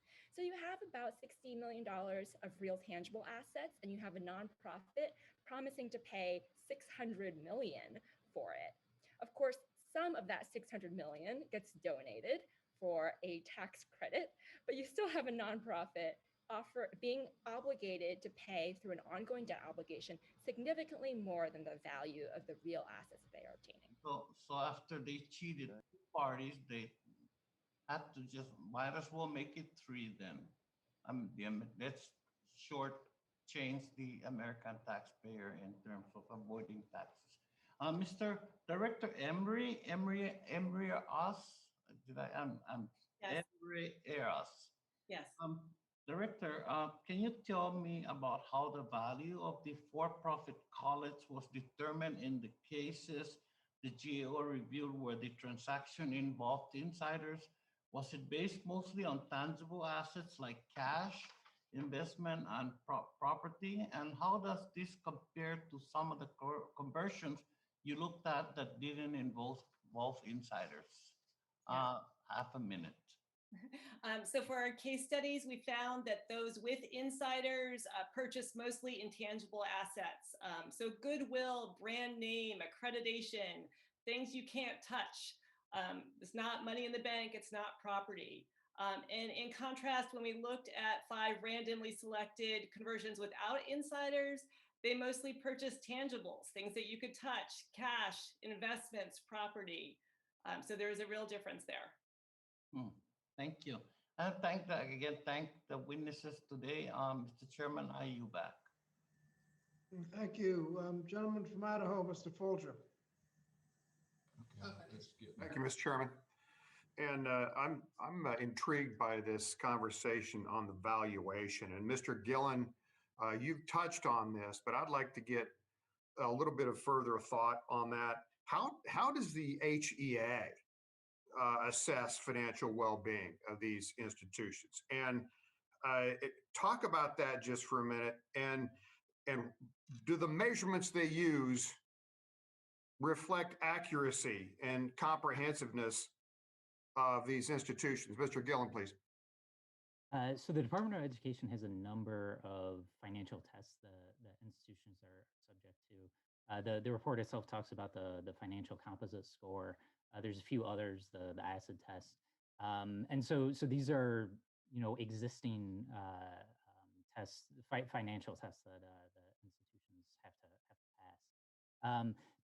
These are mostly looking at the kind of cash flow health of the organization. They aren't really looking at the long-term sustainability. And so one of the issues that this raises is things like these intangibles are not included in those because those don't show up on a a cash flow statement. And so you can have a lot of situations, as the GAO report pointed out, where you're using debt to purchase these intangibles. That on paper, that's going to make your financial evaluation deteriorate because the debt is showing up, is affecting your cash, but the intangibles don't. And so there's a lot of kind of questions about that. So there is a kind of a composite score. It sounds like that is partly formulated. So in that sense, do you feel like that's a reasonable predictor of whether or not a college might close, for example, the way it's gauged right now by the AGA? So my understanding, just based on the number of colleges who have closed for primarily financial reasons, is that these tests that the Department of Education subjects them to will catch most of the schools that are just going to run out of money. And so it will kind of catch schools that are essentially already bankrupt, but it's not very predictive of schools that are going to become bankrupt. And so these are tests that will catch and are designed to catch kind of the kind of worst financial shape schools. But there's a bunch of other schools that are struggling financially. Maybe they're not going to go bankrupt this year or next year, but their long-term sustainability is really in question. And these tests aren't going to catch that, and they aren't really designed to. Thank you, Mr. Gillen. So just one more follow-up. I think I still have another minute. Let's swap places just mentally for a minute here. If you're on this committee and you were going to reshape how the current law is in order to better assess or improve the calculation of the value, what would you recommend? The value of the institutions, the assessment structure. So I would really try to tailor accountability mechanisms to the specific program at hand. And so for things like the student loan programs, where the government is providing this loan money to students, and so we should really be tailoring the accountability metrics for that program to loan outcomes. So are students able to afford to repay their loans would be kind of top of mind on that. But that isn't necessarily the same accountability program we'd want to use for, say, Pell Grants. So Pell Grants are designed to increase social mobility and equality of opportunity. And so we may not necessarily want to use those same labor market outcomes to evaluate Pell Grants. Maybe we want to focus more on graduation rates for Pell Grant recipients. And so really just I would encourage the committee to think about what would be the most appropriate accountability metrics or metrics for any given program that we're looking at. Good, thank you. Mr. Chairman, if I have any remaining time, I would yield that to Dr. Fox. Thank you. I want to thank the gentleman. You know, there are lies, damn lies, and statistics. So an interpretation of numbers means something. In the 2017-2018 school year, private for-profit colleges spent an average of 27% of their finances on instruction. Compare that to public schools, which spent 29% of their money on instruction, private nonprofits 31%. But the real kicker is in academic support. Private for-profit spent 63% of their money on academic support for students. And for publics and private nonprofit, only lower than 30% went to academic support. And we know that the for-profit schools are taking in students that the publics and the not-for-profit don't want. They are the toughest students to teach, and yet they're giving them the kind of support that they need. So the interpretation of numbers is very, very important here. And we will be submitting this for the record, Mr. Chairman. I think it's very important that we get these things in the record. Thank you. I yield back. Thank you. And before I recognize Mr. Takano, I'm going to ask for Mr. Sablon to assume the chair for several minutes. I have another commitment, so I'll be back in a few minutes. Gentleman from California, Mr. Takano. Thank you, Mr. Chairman. I would dispute those statistics. I know in California, the public institutions of higher education actually are required by law to spend at least half of their revenue on instruction and cannot spend it on administration. Furthermore, I think it's quite often the case that for-profit institutions do not have really admission standards. You can reinterpret that to mean that they're taking students that other institutions don't want, but I would dispute the idea that they're taking students that have developmental educational needs and are really delivering on that. Ms. Kao, can you clarify something for me and the public? Is it true that borrower defense and the 90-10 rule do not apply to nonprofit institutions? They're only for for-profit institutions? No, that's borrower defense and the gainful employment rule apply to all institutions. It is just the case that 99.7% of borrower defense claims that have been submitted because students feel that they've been defrauded reflect behaviors at for-profit and covert for-profit institutions. What about 90-10? Does 90-10 apply to nonprofit institutions, the 90-10 rule?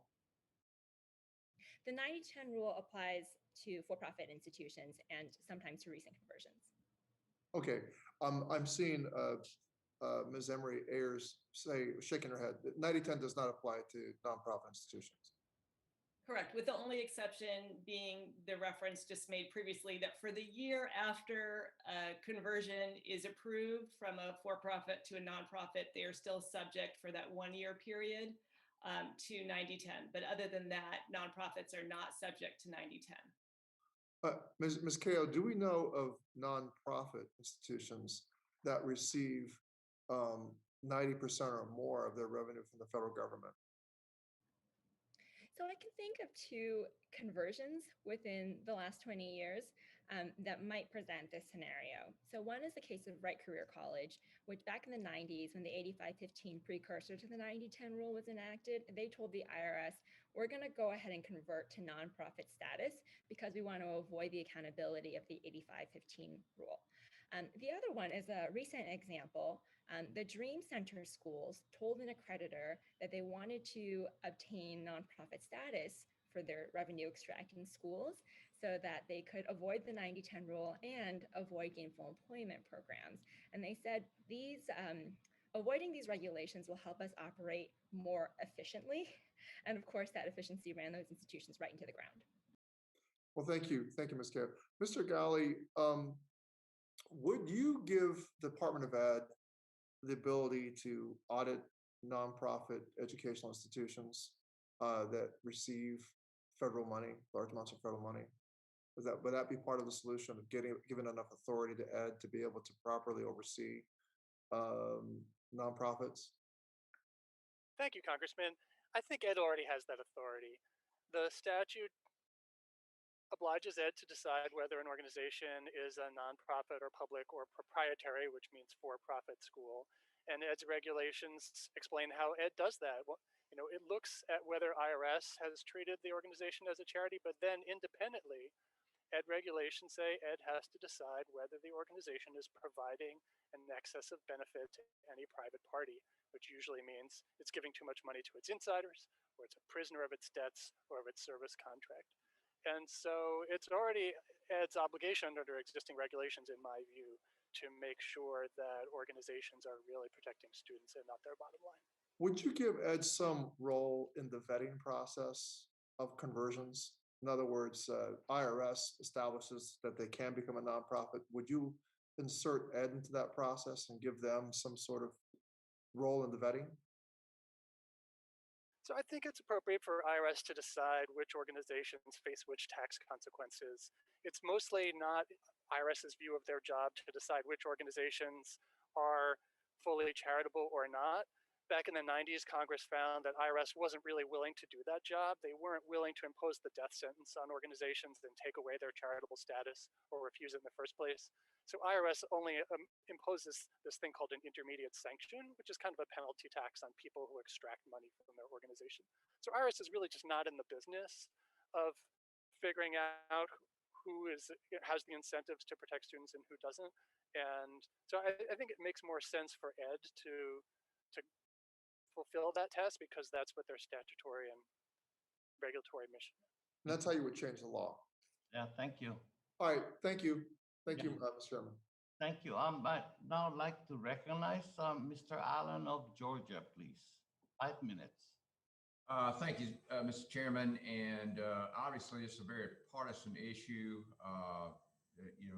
Democratic friends have made it clear that they want to dismantle profit education. I think probably the reason that profit institutions exist is because of what is being taught at public institutions, and the American people want a choice. The fact is that many students, including traditional students and veterans, choose their schools because those schools fulfill what they're looking for out of college. Dr. Gillen, what are some of the distinguishing features of for-profit schools as compared to their peers in the nonprofit and public space? And I'm referring to schools like PragerU and other schools like that teach, civics and, a love for the country and those kind of things. And do they offer different programs or more flexibility? Yeah, great question. So the for-profit sector historically has been rather innovative, and so we've seen a number of practices that may have been tried scattershot here or there, but they really became standard practice in the for-profit sector. So helping students fill out the FAFSA was kind of an innovation that really scaled up within the for-profit sector. Allowing nighttime classes for students who are working full time. They couldn't quit their job to go to school during the day, and so offering nighttime and weekend classes was really a specialty of the for-profit sector, and it's spread to some other institutions as well. And so really the main advantage of the for-profit sector, I think, is this kind of experimental lab of how can we improve kind of the education offerings. And I'll throw online education in there. The for-profits embraced online education very early, and as we just saw with COVID, everybody had to do that. And so because the for-profits had sort of kind of experimented with the process a lot more, it wasn't as rough of a transition for everybody else because we'd seen what online education does and how to do it. And so this flexibility is critical. Students assume risk when they take out loans, and the federal government taxpayer assumes risk by lending that money. But the institution, the one arguably benefiting the most from this arrangement, does not have any direct risk in the federal student loan program. In your opinion, should colleges and universities have more skin in the game? If so, what are some of the ways we can incorporate institutions in the federal student loan program? Yeah, I think skin in the game ideas make a lot of sense as long as we're restricting ourselves to the current loan system where the government is the lender. So if we were not in the situation where the government was the lender, where we had private lenders, there would be no reason for skin in the game because the lenders themselves would be doing their due diligence on whether this is a wise loan to be making. But both the government and the institutions under the current system where government is lender don't have any desire to do their due diligence on these loans. And so we do have a lot of programs that are consistently allowing students to overborrow. One solution to that is a skin in the game proposal. And there's a lot of different ways those can be structured. One kind of proposal that was tried in Chile was to hold universities responsible for the debt of dropouts. Now we need to be very careful about just replicating that, because one of the things they found in Chile was that this resulted in lower quality of their school, because the schools, knowing that they would be responsible for the debt of dropouts, lowered their standards so more students would graduate, they'd have less dropouts. So we need to be very, very careful in designing a skin in the game proposal or a risk sharing proposal. But as long as we're in kind of the current status where the government's lending and lending pretty indiscriminately, then some sort of skin in the game or risk sharing proposal, I think would improve higher education. Well, most of the young people that I've talked to about their student loan debt have admitted to me that they had no idea what they were getting into, and they had no idea how they were going to pay it back. And that's why I had an amendment on the Higher Education Act to make sure they got proper financial counseling. I thank you, and I yield back. Thank you very much, Mr. Allen. I now recognize Ms. Adams of North Carolina for 5 minutes.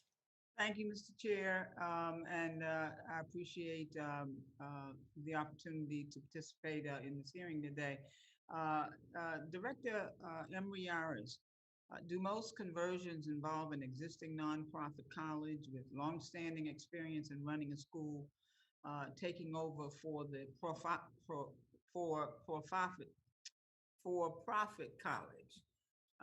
Let me repeat that. Do most conversions involve an existing nonprofit college with longstanding experience in running a school taking over the for-profit college? The answer is no. Of the 59 conversions that we saw, there were only 5 involving an existing nonprofit college. Okay, so what kinds of nonprofit organizations are purchasing these for-profit colleges? They can be an array of organizations that don't necessarily have experience educating students. We found a scholarship fund, a professional association, a private foundation, and others. So you have an assortment of nonprofits, and as we've stated, these are not existing nonprofit colleges assuming the for-profits. Okay, so they may be newly created nonprofits being used to engineer these conversions? Certainly. Of the 59 conversions, we found that 9 involved completely new nonprofits that had no activities prior to the purchase of the for-profit school, and they were more likely to be involved in the insider conversions. So the conversions without insiders involved almost always existing nonprofits that had been established previously, while about half of the insider conversions involved completely new nonprofits that had no prior track records. Okay, so what does it mean for protecting the best interests of students then? I think there's a difference when you have an existing nonprofit college take over a school versus a foundation or a scholarship fund take over a school.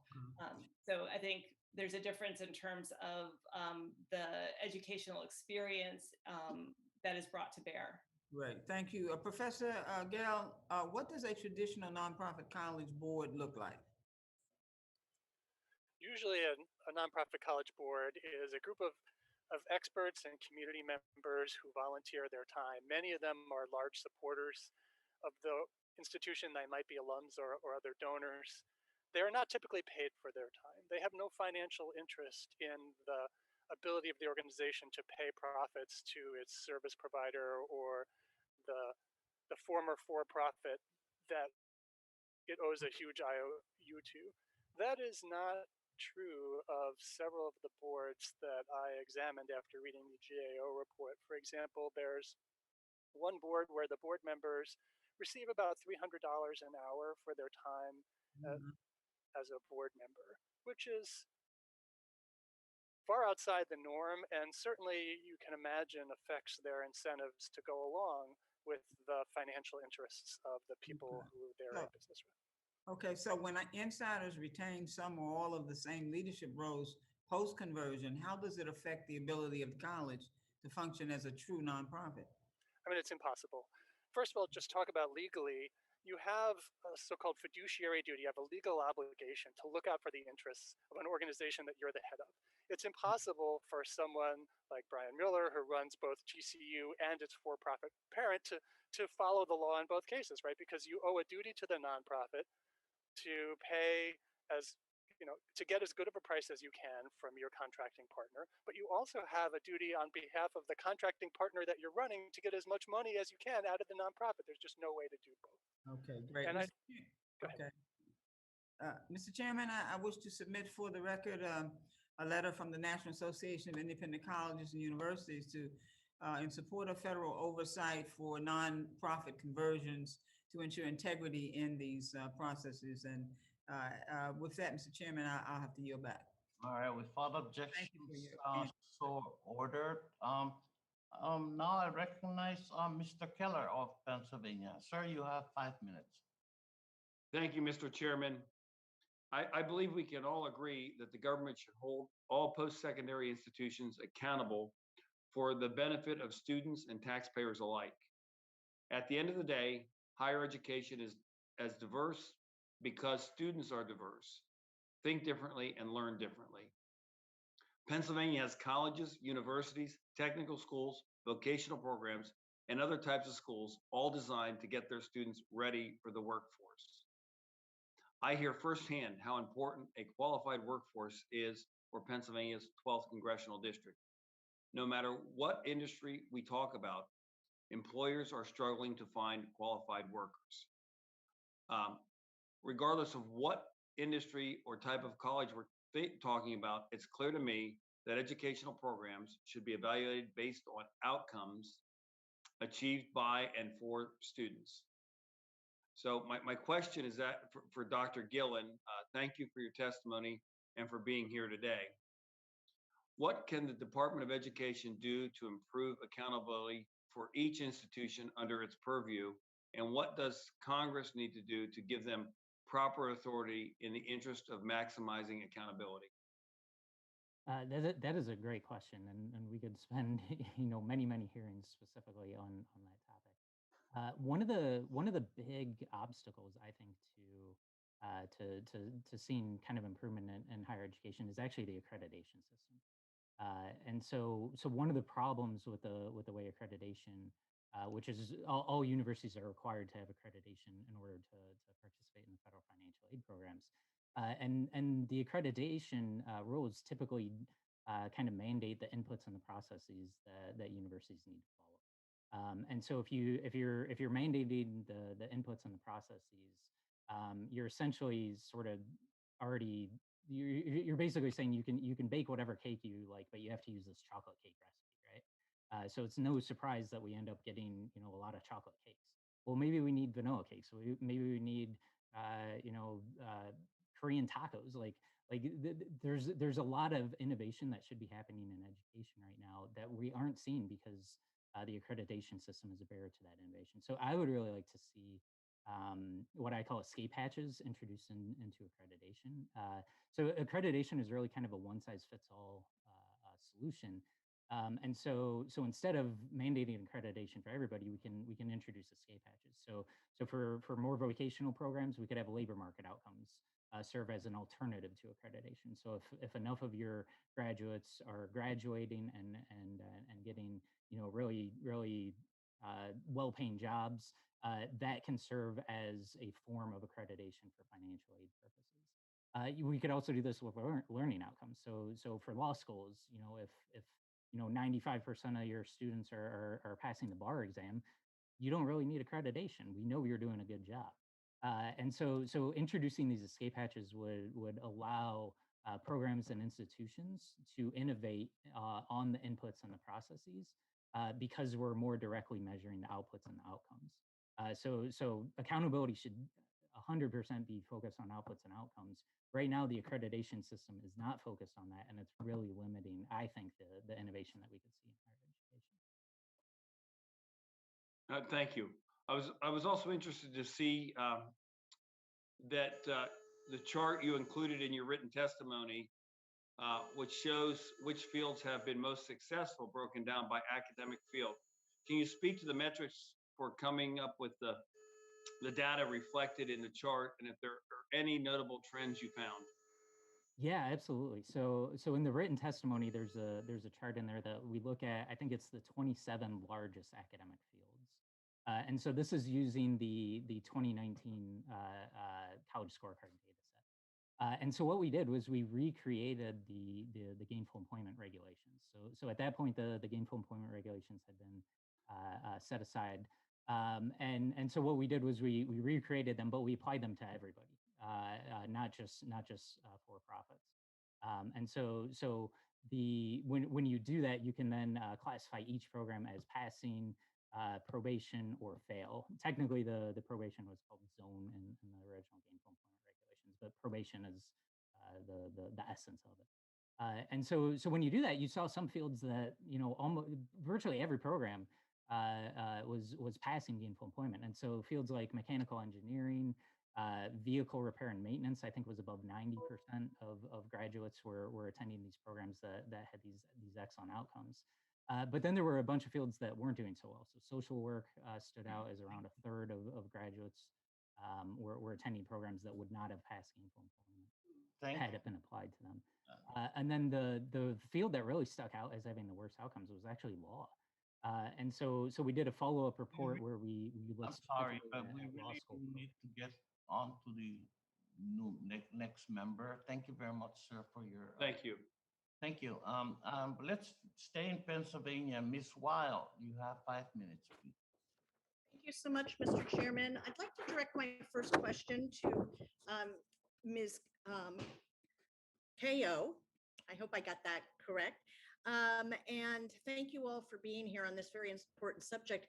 Ms. Ko, whenever I am engaging in conversations about higher education, I want students to be central to the discussion. And just by way of background, I want you to know that in my district, which is the Lehigh Valley, I actually have 6 colleges and universities that are nonprofits, as well as a couple of for-profit schools. So this is an area of great interest to me.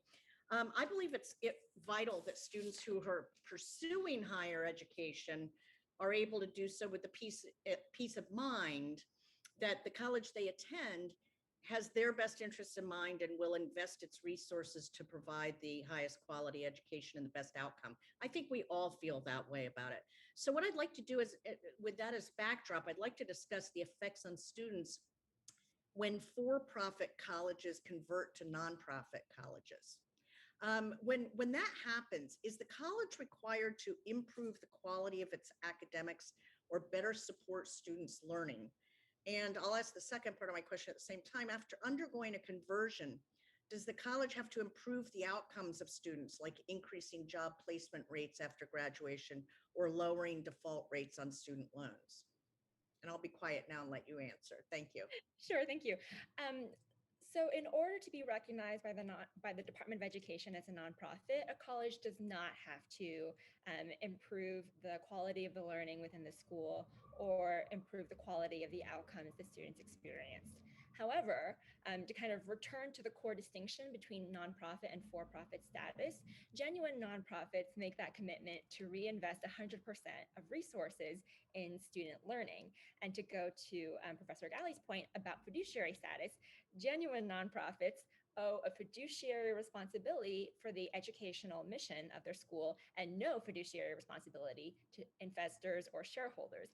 And what that means is that with all of those Title IV resources going to support student education, you end up with better outcomes and you end up with better investment in student education. I want to go back to provide a clarification on the numbers regarding instructional spending that Ranking Member Fox referenced earlier on, because this is something that I described in my written testimony. So when you look at the share of students' tuition dollars, the share of HEA dollars that is going to instruction, the numbers are pretty clear about what the differences between sectors are. So to take four-year schools at a for-profit school, students are getting 26 cents on the dollar. At a nonprofit, they're getting on average 79 cents. And at a public institution, they're actually getting more than $1 worth of instructional spending, $1.13. So that's the best bang for your buck. And the reason this is different from the numbers that Ranking Member Fox was describing is because she's incorporating as a denominator all of the revenue, which includes revenue for hadron collector generators for the research arm, or the revenue produced by the nonprofit hospital that's attached to the institution. So when you're really looking at what students are getting, and I'm so glad that you want to center students in this conversation, it's a really different deal at for-profit institutions versus nonprofit and public counterparts. Can I just ask you, in the time that I have left, are there particular types of students that are more likely to attend a college that recently converted to nonprofit? Yeah, so the for-profit schools that are engaging in these conversions are among the most predatory. We know that they target low-income students, Black and Hispanic students, working parents, and students who don't have family support, but are rather supporting their families. And returning to the case of the Ashford conversion to University of Arizona Global Campus, you have the leadership there expressly saying, we are pursuing this conversion in order to better target and enroll low-income students and minority students. And how does the quality of their academic instruction while they're in college and their outcomes after compare for students who attended a recently converted nonprofit college and students that attended a nonprofit that never operated as a for-profit? The problematic conversions behave just like for-profit schools, with the difference that the for-profit schools have to live by the gainful employment and 90-10 rules. And so the outcomes are going to be significantly worse at converted schools than at genuine nonprofits. Thank you so much. I appreciate it. I yield back. All right, thank you very much, Ms. Wild. I am told Ms. Miller Mix is next.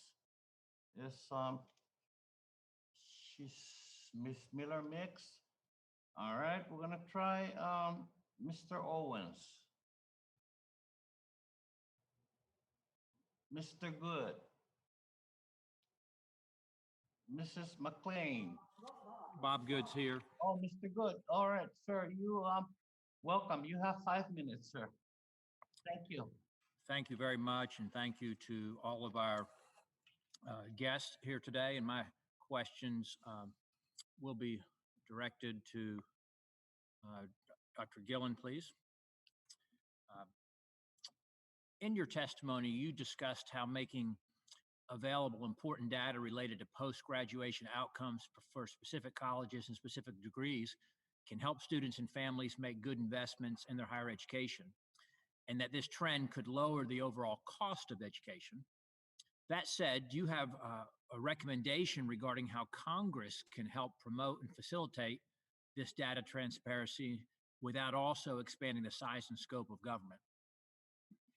Yeah, absolutely. So the way the current college scorecard data is collected is it's focused just on students who are receiving federal financial aid. And so I think that's a completely appropriate approach because this Pell Grants and student loans are being provided to these students just as kind of congressional and governmental due diligence. We need to be able to assess the overall outcomes of those programs. And so we need to be able to track the outcomes for students who receive these. So I think that's a very appropriate approach is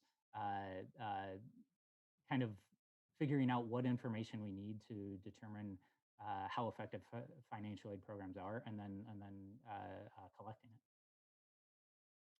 Thank you. You also had noted, and I'm paraphrasing a little bit, that since colleges are locked in a never-ending academic arms race to spend as much as possible in the pursuit of prestige, and this has a very negative consequences regarding college affordability, and it can make it easy for insiders to hide excessive spending. Do you feel that accountability regarding degrees and the labor market outcomes is enough to lower the cost of higher ed, or what else might you recommend?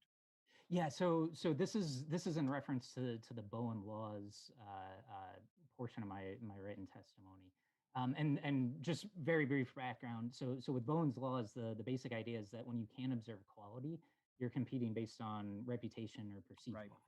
And one of the ways you can increase reputation or prestige or perceived quality is to spend more money on kind of flashy items. So, Nobel Prize winning faculty, high achieving students, big shiny new labs, that kind of stuff.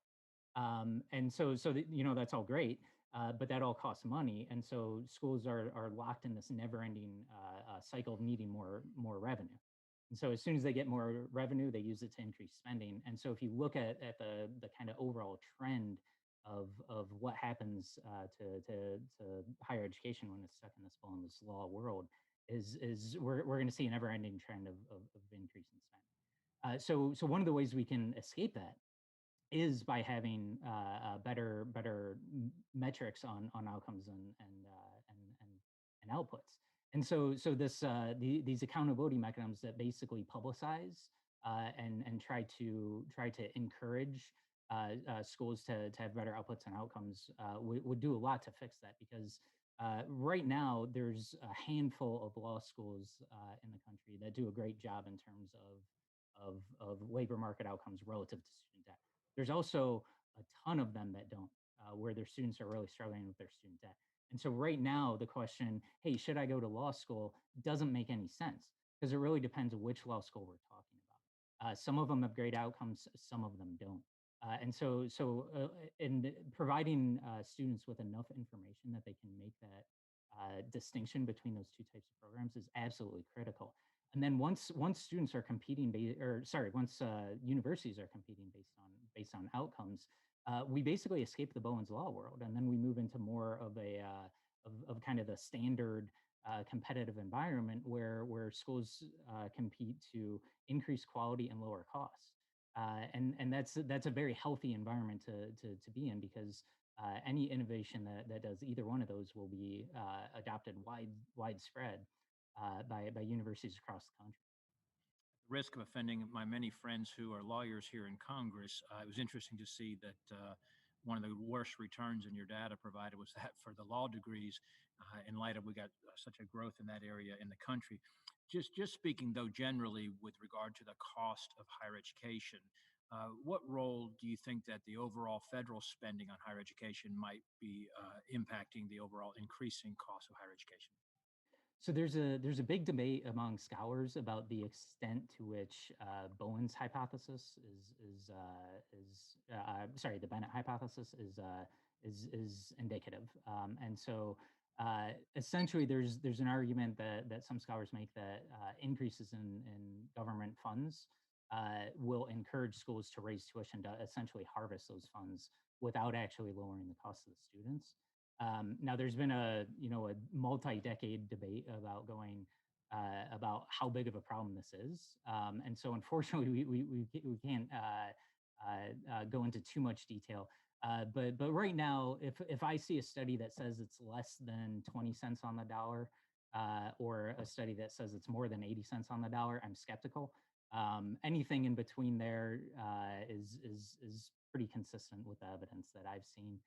So it's not that schools raise tuition by $1 for every dollar that the government provides, and it's not that they don't raise it at all. It's that it's somewhere in the middle. Thank you, sir. I see my time has expired. I appreciate your answers.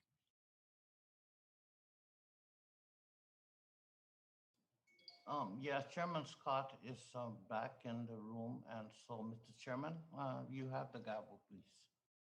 Thank you. Can you? All right. Is Mr. Levin next? No, I think it's Miss Macbeth. Well, she was here.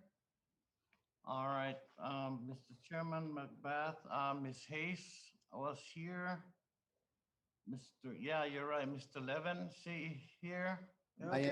I am. From Michigan, Mr. Levin. Levin, you have 10 minutes.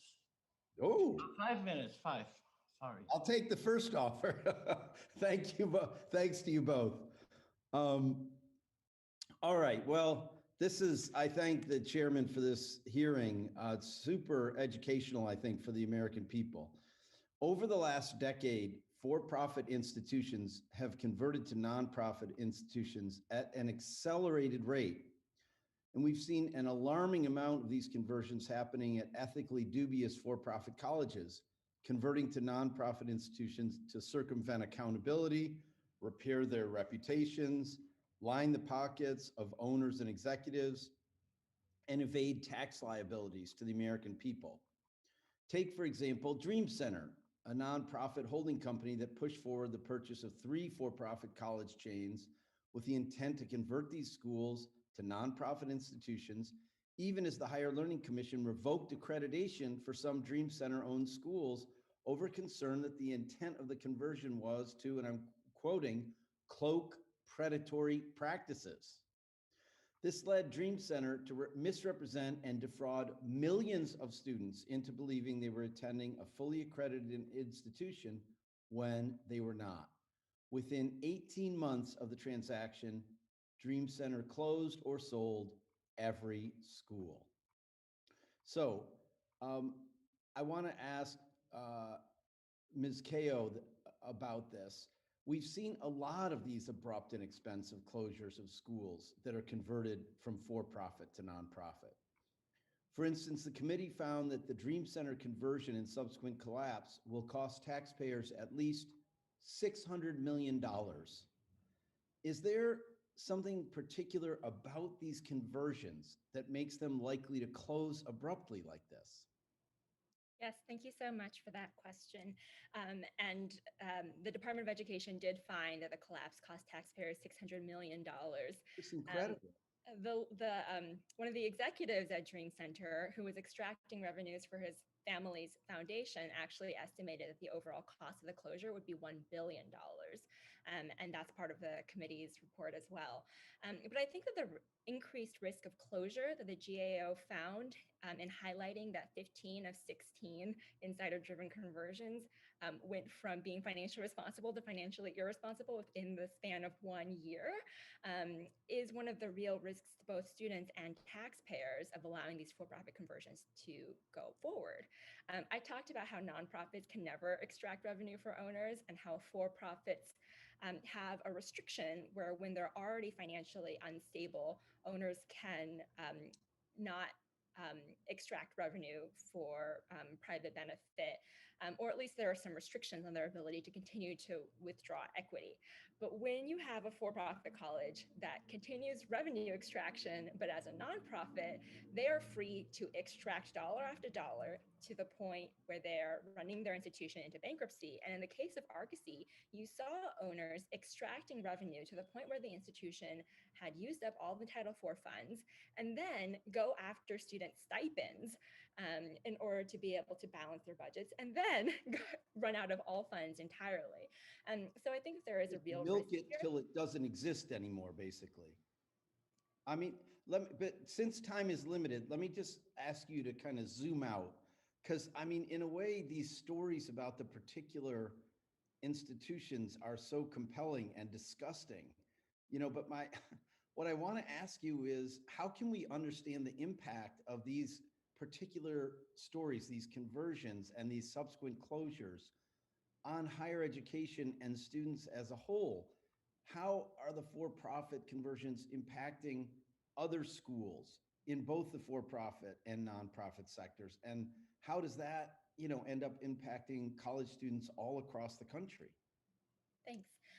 So when for-profit conversions happen among the most predatory schools, that impacts the rest of the for-profit field, because any school that wants to remain with for-profit regulations, when it has this option of a giant loophole, is going to be either too small, too unsophisticated, or too scrupulous to lawyer up and take advantage of the for-profit conversions that allow them to operate in an even more predatory manner. When it comes to the nonprofit status, there is also, I think, a corrupting impact of for-profit conversions on nonprofits. So Mr. Gillen mentioned an arms race, and I think that the aggressive and predatory recruitment of for-profit conversions is going to and already has created an arms race for the nonprofits to try to distinguish themselves from the covert nonprofits. And that's going to draw resources away from student instruction in order to be able to educate students through recruitment and marketing practices. All right, well, thanks. Mr. Chairman, my time's expired, but I just have to say that when I ran the state workforce system in Michigan and created the No Worker Left Behind program, and we put 162,000 Michiganders back to school, we proudly worked with state institutions, community colleges, nonprofits, and for-profits, and we've got to fix this problem so that students can still have the full panoply of options. With that, I yield back. Thank you. Next, the gentlelady from Iowa, Ms. Miller Meeks. Thank you so much, Chairman Scott. And Ms. Kao, you actually inspired this question. You said higher tuition equals higher debt. As the first person in my family of 10 to not only go to college, the only one to ever go to medical school, I am extremely concerned about the rising cost of tuition. At the state level, as a state senator, I worked on these issues, especially for the health professions. However, student loans, loan forgiveness for locating to rural areas, J-1 visas and scholarships don't address my most pressing concern, and that's the skyrocketing cost of colleges. Mr. Gillen, you've done a lot of work investigating why college prices are rising. And one reason you mentioned earlier was the Bennett hypothesis. Could you describe this a little bit more in detail, and also other drivers of rising tuition, and suggest ways Congress could address the fundamental drivers of college cost when we reform the HEA, because that in turn is what creates more college debt, is the rising costs. Thank you. Yeah, absolutely. So one of the main contributors to rising college costs is this Bowen's law world that I described previously, where there's essentially never-ending need for any nonprofit, but in this particular case, colleges to have more revenue. There's always going to be some other program or some more students or some initiative that the university wants to take and that they think will improve their college. So there's never going to be enough money for colleges. There's a couple of amusing kind of descriptions of this process by scholars of higher education. So Derek Bach, former president of Harvard, he wrote a book where he described colleges as just like compulsive gamblers in the sense that there's never going to be enough money to satisfy their needs. There's a scholar at Cornell, Ronald Ehrenberg, who described the college's need for money as analogous to Cookie Monster. Just whatever cookies are available, cookies being revenue in this case, will be devoured. A co-author of mine, Robert Martin, described higher education finances as a black hole, and it'll just suck up any revenue that's around. And so the question is, okay, what happens when we institute a financial aid program in this environment? And that's where the Bennett hypothesis comes in. And so Secretary Bennett, he was Secretary of Education back in the 80s. He said that the federal government providing financial aid will actually encourage these schools to raise their tuition to harvest the aid money. And that's really the combination of these two. So the Bennett hypothesis is a danger because we live in this Bowen's law world. And so the question is, okay, well how big of a problem is it? And scholars, as I mentioned, have been debating this. There was a real turning point around 2012 where almost all the scholarship that has come out since then, because it's using better data and better statistical techniques, is finding some evidence in support of the Bennett hypothesis, regardless of sector. So it's an issue at the for-profit sector, it's an issue at publics, it's an issue at private nonprofit.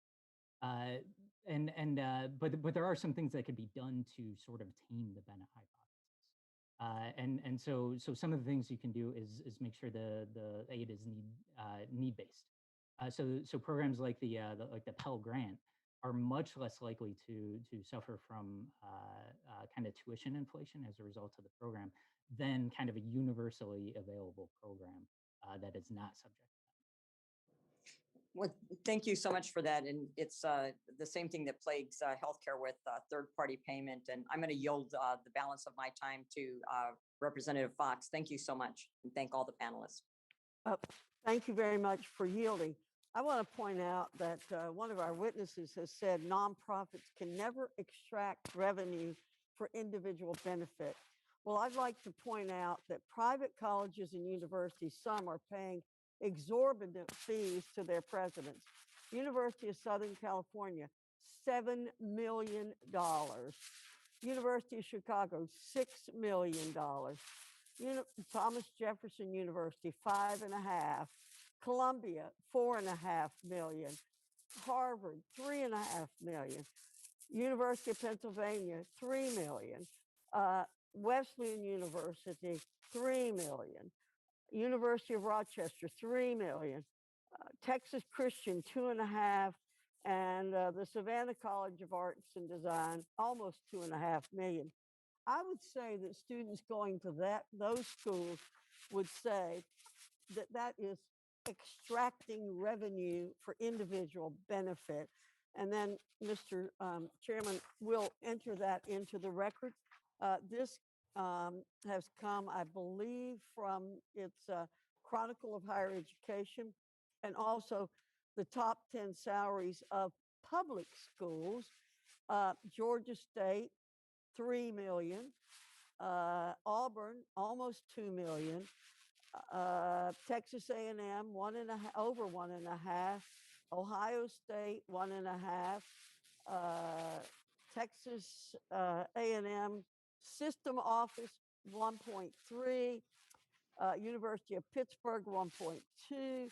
University of Virginia, 1.2. University of Nebraska, a little over 1 million. University of Houston, 1 million, a little over. And Arizona State University, incidentally, over 1 million. I would say those publics and those privates are certainly extracting revenue for personal gain. And I think the record needs to be straightened out. Thank you very much, Mr. Chairman. Thank you. Those documents will be entered in the record without objection. Gentleman from Indiana, Mr. Mervan. Mrs. Kale, you have written about Purdue University's joint venture with Kaplan University. Based on your knowledge of this conversion, do you see any unique risks posed by public college contracts with for-profit colleges compared to a for-profit college's conversion to nonprofit status? Could you repeat the second half of your question? I'm sorry, I didn't hear it. That's okay. The second half of it is, do you see any unique risks posed by public college contracts with for-profit colleges compared to a for-profit college's conversion to nonprofit status? Got it. Thank you for clarifying. Yeah, so I think that the risks of for-profit colleges converting in a way where they appear to have public college status or a public college affiliation is even more pronounced because of the public trust that students have in a school like Purdue University or the University of Arizona. That is why shareholders at Graham Holdings or the shareholders at Zovio are so excited when they can find a public institution that will lend its good name to one of these for-profit college conversions. And I think the students have really spoken for themselves. Purdue University Global is the only public college that has garnered more than 100 student complaints through the Borrower Defense Program. And I also want to add that there are two additional risks with these for-profit public conversions occur. One is the double revenue extraction. So you have funds from student tuition dollars going to both Graham Holding and to support Purdue. And the third harm is that equity harm that I mentioned at the beginning. You have separate, unequal institutions where poor students are subsidizing wealthier students. Thank you very much, and I yield back my time.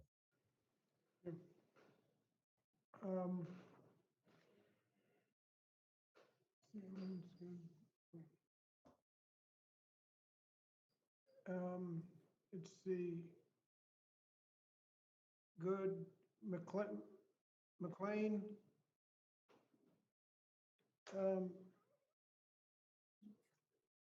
Young lady from Tennessee, Ms. Harshberger. Thank you, Mr. Chairman. I appreciate the time. This is directed to Dr. Gillen. I have constituents in East Tennessee that a traditional four-year degree is really, it's not the most practical step for those high school students and really for a lot of the adults looking for a post-secondary degree. And I absolutely agree that we need to have accountability measures put in place for any institution, like the learning versus earning versus growth. And there's no way to measure outcomes if we don't have those measures.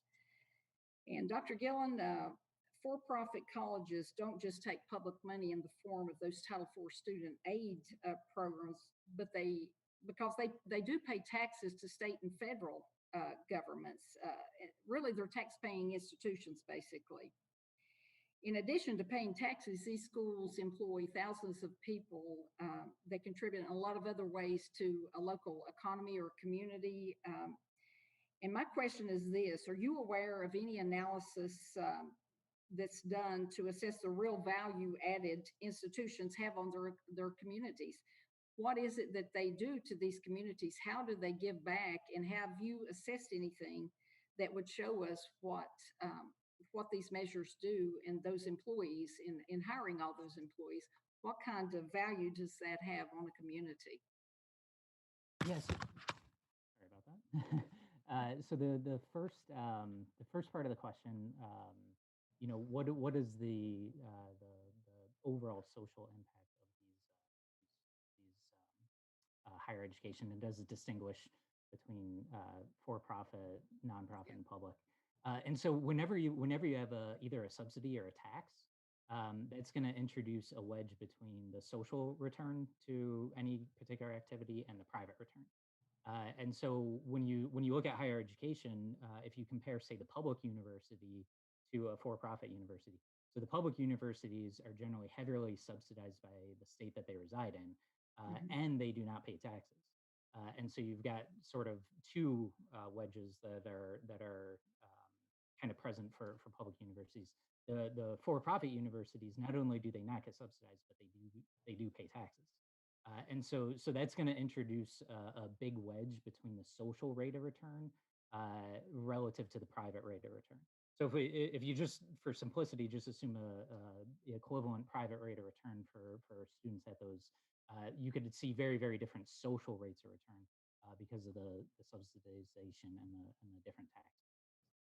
As for what higher education does for the communities, it really depends on the particular community and on the universities within it. And so a lot of states actually import college graduates, and so a particular state may really generously fund its colleges to try and increase the educational attainment level of its population, and then it sees a lot of those students just move next door because they want to live in New York City or something like that. And so it's an open question how much at the local community level the universities are going to benefit, because it really depends on how many of those students remain within the community and how many go to some other community. At the national level, that's not as much of an issue. You still do have students going internationally after they graduate, moving overseas. But at the community level, that's a much broader issue. Our goal should be to get. It doesn't matter which university, if it's public, for-profit, not for profit. The goal is to get these students educated, or to give these adults a post-secondary degree. As Dr. Miller-Meeks said, I was the first one in my family to ever go to college and get a doctorate degree in pharmacy. And nobody encouraged me. That's just something that I wanted to do along the way. And I went to a private institution, and it cost a lot of money. And I paid every penny of that back. We look at these endowments of some of these bigger not-for-profit universities. They could bankroll every student that came through their doors if they wanted to. So I guess just having those measures in place to see how successful these for-profit, not-for-profit universities are, it's how you do it in the business world. You've got to make sure. In my part of the state, in East Tennessee, we need skills training. We need things to where they can get out and get a good job. And I'm not knocking higher education, but I'm looking for, my emphasis is on workforce development per se in my district. But I appreciate your answers. I think that we need to look and assess what these for-profit universities do and do some kind of study to show what they do to they employ all these people in their communities. Let's find out what kind of benefit that has been and measure it that way as an outcome. But I appreciate your answers and everybody being here, and I yield the remainder of my time to Dr. Fox. Actually, there's not any time left. Well, I'm so sorry. General lady's time has expired. Next, the gentleman from New York, Mr. Jones. Well, thank you, Mr. Chairman, and to the ranking member. Thank you to our witnesses for all appearing before us today. Your testimony has placed a spotlight on the failings of the federal government to adequately protect our students. Make no mistake about that. Over the last 30 years, for-profit colleges have offered minimal educational value, but have collected millions of dollars in tax breaks, all while saddling thousands of students with crushing debt. In recent years, as skepticism of for-profit schools has continued to grow, these same predatory institutions have taken it upon themselves to restructure and convert to nonprofits. They have done so not because they have seen the error of their ways, but because they seek to subvert the regulatory burdens placed on for-profit colleges while continuing to defraud students and benefit financially. Ms. Kao, how do for-profit colleges in disguise, or as you refer to them, covert nonprofits, harm students? Thank you for your question. And first, I just wanted to take a point of personal pride to say that we overlapped at Stanford University, and you graduated with many of my friends from Harvard Law School. I was so excited to see you elected. And I'm excited as well for your focus on the harm that students experience as a result of the activities of covert for-profit schools. And to return to the student harm, again, I think the students have really spoken for themselves. When you look at the bar defense claims the students submit, when they feel that they've been defrauded by institutions of higher learning, when they feel that their tuition dollars and debt dollars have been taken from them by deceptive and abusive practices, you see crystal clear that it is for-profit and covert for-profit schools that are deceiving students. You can look at over 300,000 bar defense claims that the Department of Education has identified by institution. About 25% are from covert for-profit colleges. About 75% are from for-profit colleges. Less than 1% come from the nonprofit sector, and there are no public institutions on that list, except for the affiliation of Purdue University Global. So I think that it's really clear that the student harm is coming from the for-profit and covert for-profit sector. And if we don't do something about it, those types of harms are going to expand to corrupt the influences that are in place even further. Thank you for that. And what are the risks covert nonprofits pose to taxpayers in particular? Yeah, so when it comes to stewardship of taxpayer money, there is a particular risk when covert for-profit owners can draw down Title IV revenue with one hand and then pass it on to insiders for personal enrichment on the other hand. Representative Fox talked about the salaries of nonprofit presidents, but you have the president of Harvard making $3 million a year, and the president of Kaiser University, one of these covert for-profits, drawing down $34 million a year through rents and loans paid by the nonprofits that he owns. And I think that is a huge problem for taxpayers, especially as Congress takes a look now to double down on the investment in low-income students through things like Pell Grant. You have to protect that investment from being handed right into the pockets of insiders with little benefit for students. I so appreciate that illuminating testimony. And with the approximately minute and 20 seconds I have left, I wanted to delve into the demographics of the impacted students. We've touched a little bit on how these for-profit colleges in disguise harm students, but we know that certain communities really bear the brunt of the adverse impacts. And so can you talk a little bit about who these students are in terms of the demographics and what's the profile of these students who are enrolled in these covert nonprofit colleges? It is low-income students, Black and Hispanic students, working mothers in particular, and students who are supporting their families instead of being supported by their families. In the world of research, we talk about reverse redlining or predatory inclusion. And I have a background representing low-income borrowers in the subprime mortgage crisis.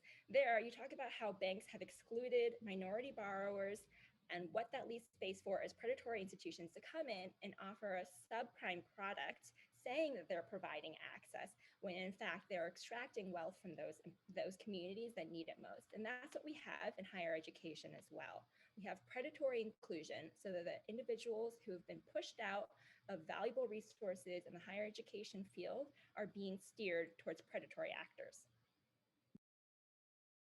Thank you so much, Ms. Ko. Go Stanford, and I yield back, Mr. Chairman. Thank you. The gentleman from North Carolina, Dr. Murphy. Thank you, Mr. Chairman, and I want to say thank you to all of the members who've come to the committee. I appreciate your perspective. I want to say specifically, Mr. Gall, you made one point that you thought that it was education's duty here, not the IRS's, to police its institutions. And I think that's correct. I think that a lot of the comments here may have been misguided a little bit, and they obviously have a different reason for saying this. I do want to point out one thing, though. I mean, it's very interesting that we're just attacking the private institution. I mean, the profit non-profit status. And if you look at I don't know if any of the other panelists have actually been on a college campus recently and looked at where money is actually spent on college campuses. Yes, there surely are aberrations and abuses in salaries, but if you look at what the taxpayers are paying for, and you look at what's happened with administrative bloat, I would submit that that is infinitely more of a problem to the American taxpayer, to the American student, than any of these problems that heretofore this committee has brought up. This is the main reason that students are in debt these days, is because administrative bloat has far outweighed payments on anything academic-wise. And to say otherwise is really just ignoring the issue and just attacking the for-profit institutions. So that said, Dr. Gillen, let me just ask one brief question, because I'm going to cede a lot of my time to Dr. Fox, who's smarter than I am on these things. The premise behind this hearing seems to be that for-profit conversions are a big, huge public policy issue. They're happening often, and they're not being handled appropriately, and that legislation is needed to fix this problem. Is that premise correct? Is it true? Are we dealing with such a huge, massive problem that several of the committee people have said? Of the more than 5,000 institutions of higher education, how many of these are actually impacted by conversions? Dr. Gillen, I'll let you answer those questions, please. So very few formerly for-profits seek to undergo conversion, and even fewer of those involve insiders. So this is a relatively small problem, and to the extent it's a problem, it's already forbidden. So the IRS doesn't allow improper benefit, and the Department of Education doesn't allow improper benefit. So the real question is, do the existing procedures used by IRS and Ed detect improper benefit? And so if not, then that's an argument to improve those procedures. But the idea that all for-profits who undergo conversion are bad, I don't think is valid. And it's not even really internally consistent, right? Because we've been hearing about, oh, for-profits bad, nonprofits good. Well, we're converting for-profits into nonprofits, but they're still not good. So it's kind of a strange approach to me. Yeah, well, I thank you, because it's, without a doubt, obviously our job as members of Congress are to hold institutions accountable. But this is chasing, in my opinion, like we say in medicine, a wild herring. It's not really, it's more of a problem in search of a solution, or rather a solution in search of a problem. I'm sorry for the mix-up. But I mean, if you really look back, and I'll get on my rant about administrative bloat, and if we're actually caring about what's going on for students, that's the whole premise of this. If we're caring about what's going on for students, then look and see what colleges, public colleges, universities, private colleges and universities, how they are spending their money these days. It may not be on massive salaries, but is on administrative bloat, and that's been the death knell of higher education these days. With that, I'll yield back the balance of my time to Dr. Fox. Thank you. I thank the gentleman for yielding, and I would like to.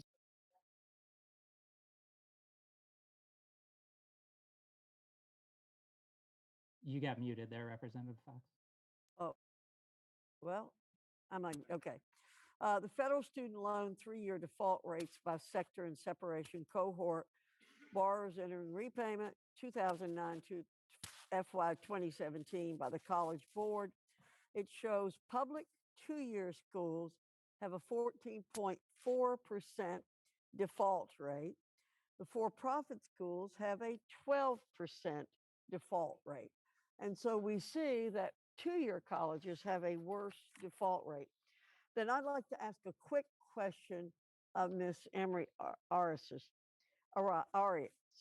From Dr. Adams, she asked you which conversions were better.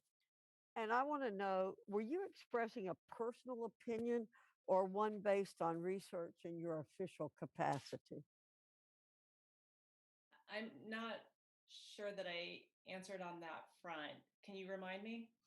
Well, she asked you whether it was better for schools to go to for-profits, but I can get you the exact question and submit it to you for the record. But it sounded as though in your official capacity, you were expressing an opinion, and I was just clarifying that. Yeah, I don't recall that, but I'm happy to answer any questions that you may have for the record. Okay, thank you. Sure. I yield back. Thank you. The gentlelady from North Carolina, Ms. Manning. Thank you, Mr. Chairman. I'm going to address my first question to Ms. Kao.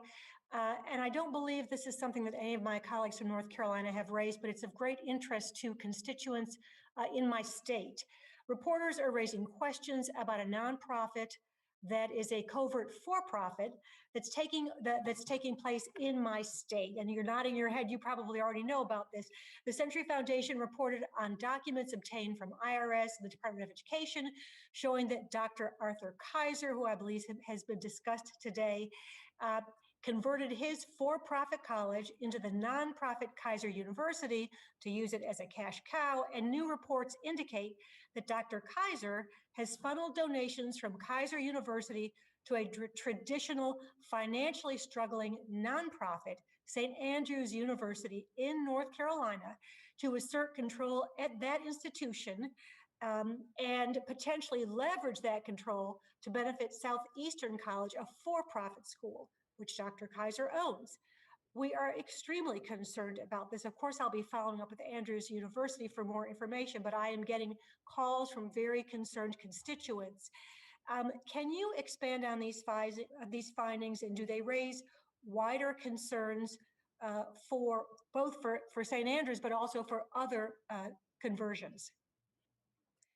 Thank you. Yes, so we have taken a look at St. Andrews and the relationship with Kaiser University. You know, you've heard of corporate takeovers within the private industry. Here, we have a hostile takeover of a nonprofit school that was experiencing financial strain. Now, coming out of this pandemic and of economic hardship, we're going to have a lot of small community-serving nonprofits that are experiencing financial strain. So I think watching the pattern of this instance and watching the patterns with these for-profit college conversions more broadly is not responding to a hypothetical question, but is responding to the early signs of a trend that is about to become much more dangerous and could be more widespread if action isn't taken now to reverse the trend. Getting back to the example of St. Andrews, we have a pattern that we've seen before where the Kaiser family has leveraged the wealth that it's obtained by extracting resources from other for-profit college conversions and used that wealth to buy control of the board of St. Andrews. With that control, the Kaiser family is operating St. Andrews in a way where it's starting to operate similarly to a vassal state, which is to say it is not operating in the best interest of students, but rather helping to extract resources and deliver them to the for-profit school that is currently held by the Kaiser family, Southeastern. And what we've seen is this example where they've opened up a new campus, called the new campus an extension of St. Andrews, but it's actually listed at the same address as one of the campuses for the for-profit school that the Kaiser family also operates. I think it is possible that we'll see an application for conversion in the near future, but even if not, this relationship of a nonprofit being taken over and its good name used to support insiders is a perfect example of the concerns this hearing addresses. Thank you so much. We have several nonprofits, small nonprofits in my community that as a result of this pandemic are really struggling. I would hate to see this happen to any of our other good schools. So I'm going to switch the next question to Administrator Emery Aris. If you could help me understand, what are the tools that the Department of Education, the IRS, and Congress can use to make sure this doesn't happen? Thank you for the question. So the IRS can review proposed conversions when new nonprofits are applying for tax exempt status. So they can actually ask for the purchase price of a college. They can look at independent appraisals versus getting a promise that a price will be fair market value. So they can actually request materials to help make that decision. And if they decide that a sale is not going to be a fair market value one, they can deny the application for tax exempt status. After that, they have the ability to monitor tax exempt organizations at a future date, and our recommendation will help them do that more. On the education side, the department has done a lot in recent years to step up its oversight for those initial applications, right? It's looking at more documents, it's looking at leases, it's looking at contracts. It's really getting into the nitty-gritty to figure out, is there improper benefit going on? So that's a good thing. But at this point, it's not looking at what happens after it grants its approval. So those schools are in provisional status for 1 to 3 years. They're supposed to be closely monitored. Education already has their financial statements. It's using them for other stuff, but it's not actually looking at them to see if any improper benefit is happening at that point. And we think it should. Because you can find information in the statements about ongoing leases and other kinds of vendor arrangements that could raise questions about improper payment. So we made a recommendation that the department use the information it already has to do a better job of monitoring, and the department agreed with us. Thank you, and I yield back. Thank you. Gentleman from North Carolina, Mr. Cawthorn. Thank you, Mr. Chairman. I sincerely appreciate all of the witnesses who have come on to be able to testify before us. I am disappointed that we are using our valuable time of all the brilliant minds in this committee to be working on examining colleges converting from for-profit to nonprofit status, which impacts roughly 0.1% of for-profit colleges. And just in layman terms, that is 3 colleges a single year. I feel like the brilliant minds that are at use here and on this committee and that are as our witnesses could be used for something more tangible. But I will take some time to ask you a question, Dr. Gillen. The Higher Education Act makes all institutions, regardless of their tax status, ineligible to operate with Title IV student aid programs if too many of its students default on their loans within 3 years of leaving the college. Could you comment on whether this cohort default rate metric is effective, and also how can we, as Congress, how can we improve upon it?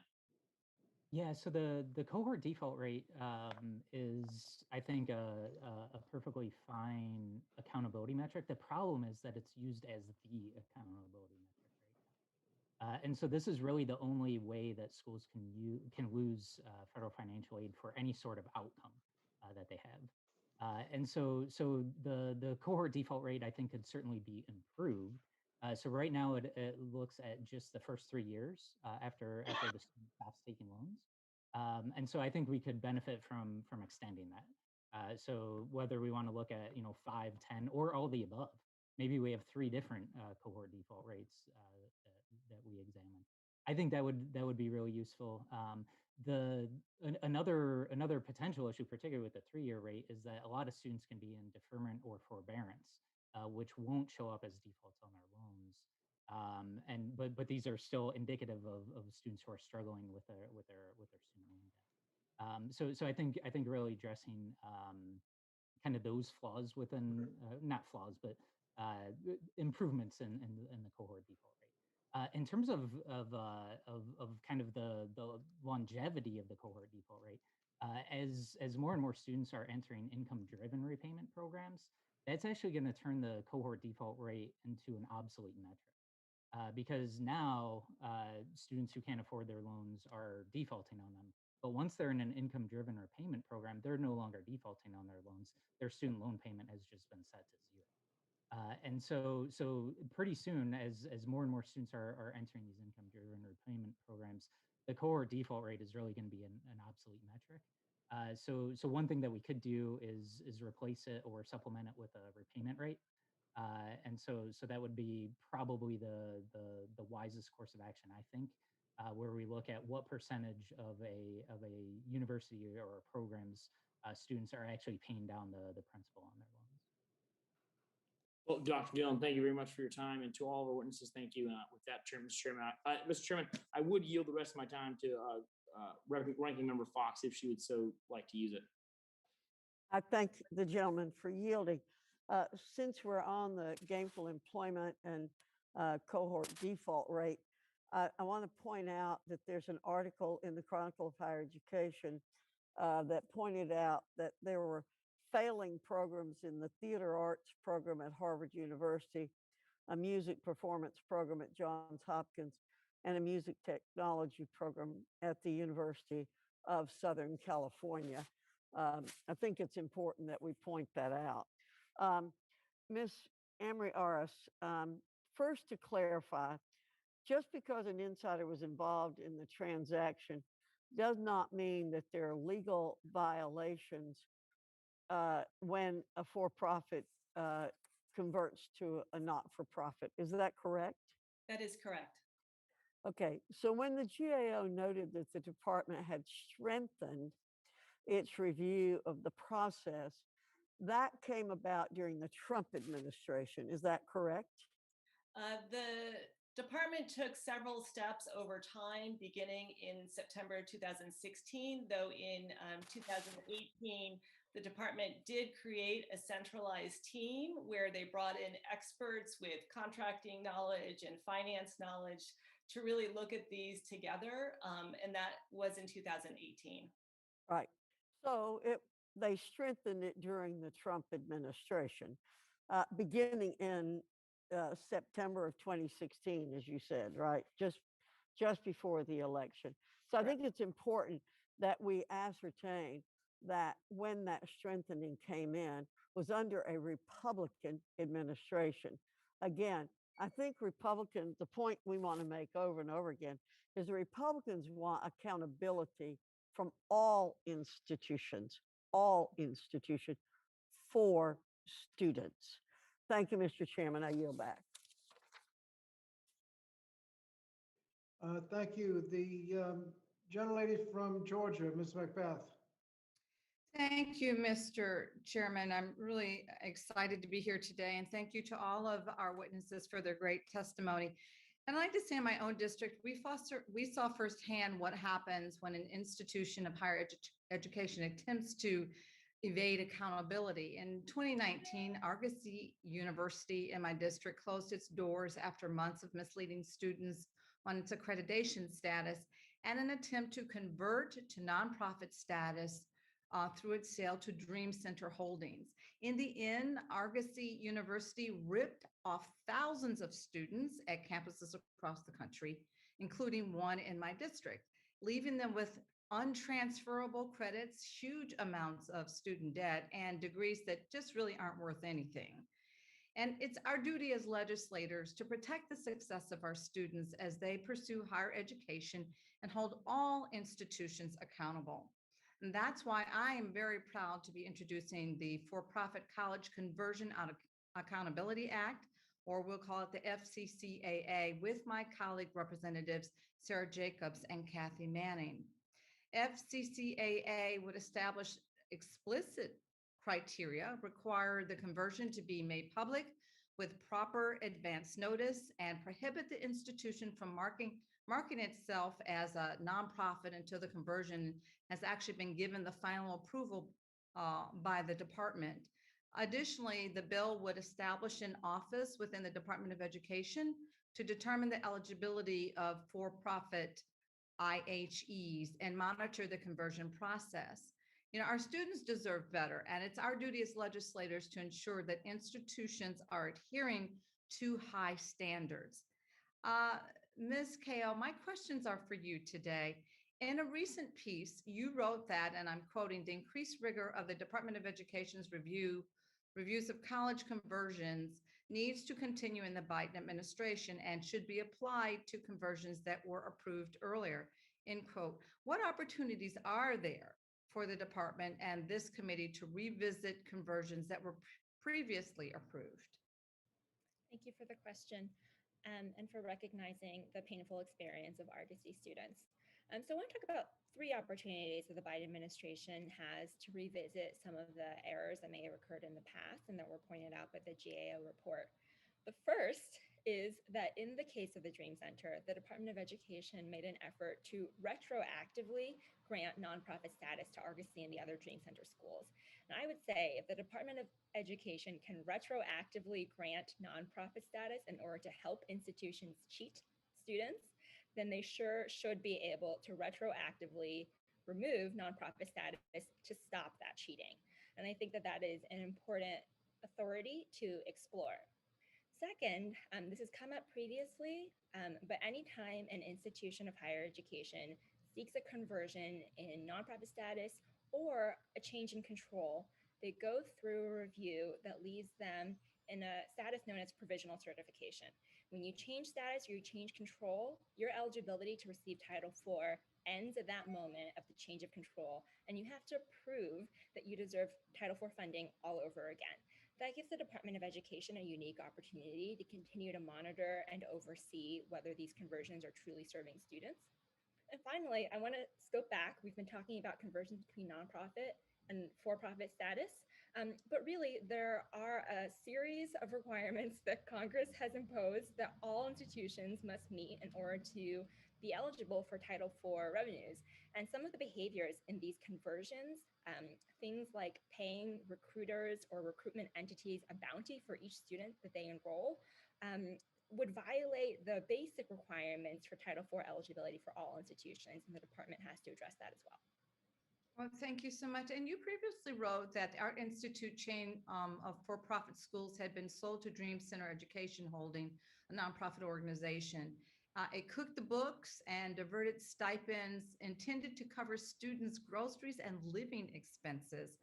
And I'm aware that the Department of Education sat on the Art Institute's application and that of Argosy International, or Argosy University, for nonprofit status until it was too late. Do you have views about whether the department's slow-moving response constituted a failure in oversight? And what do you think has been done differently? Yeah, or could be done differently? The department failed students by not acting to protect them, and it failed taxpayers by allowing millions to go out the door to an unscrupulous and irresponsible institution that did not meet basic statutory requirements to receive Title IV dollars. Okay, and thank you so much. I yield back the balance of my time. Thank you. The gentlelady from Illinois, Ms. Steele. Thank you, Chairman. Actually, I came from California and I'm sorry. not Illinois. Thank you. Thank you, Chairman, and thank you, Ranking Member. I'm sorry, gentlelady from California, Ms. Steele. I'm sorry. And thank you for all the witnesses today, and really appreciate it. I think we can all agree that we must protect the use of taxpayer funds. We also agree the cost of college has grown out of control. We need to make sure that students who attend any college will graduate and graduate with skills, the skills they need to get a job. I believe we must have accountability but also encourage flexibility to help all Americans find the higher education option that fits them the best.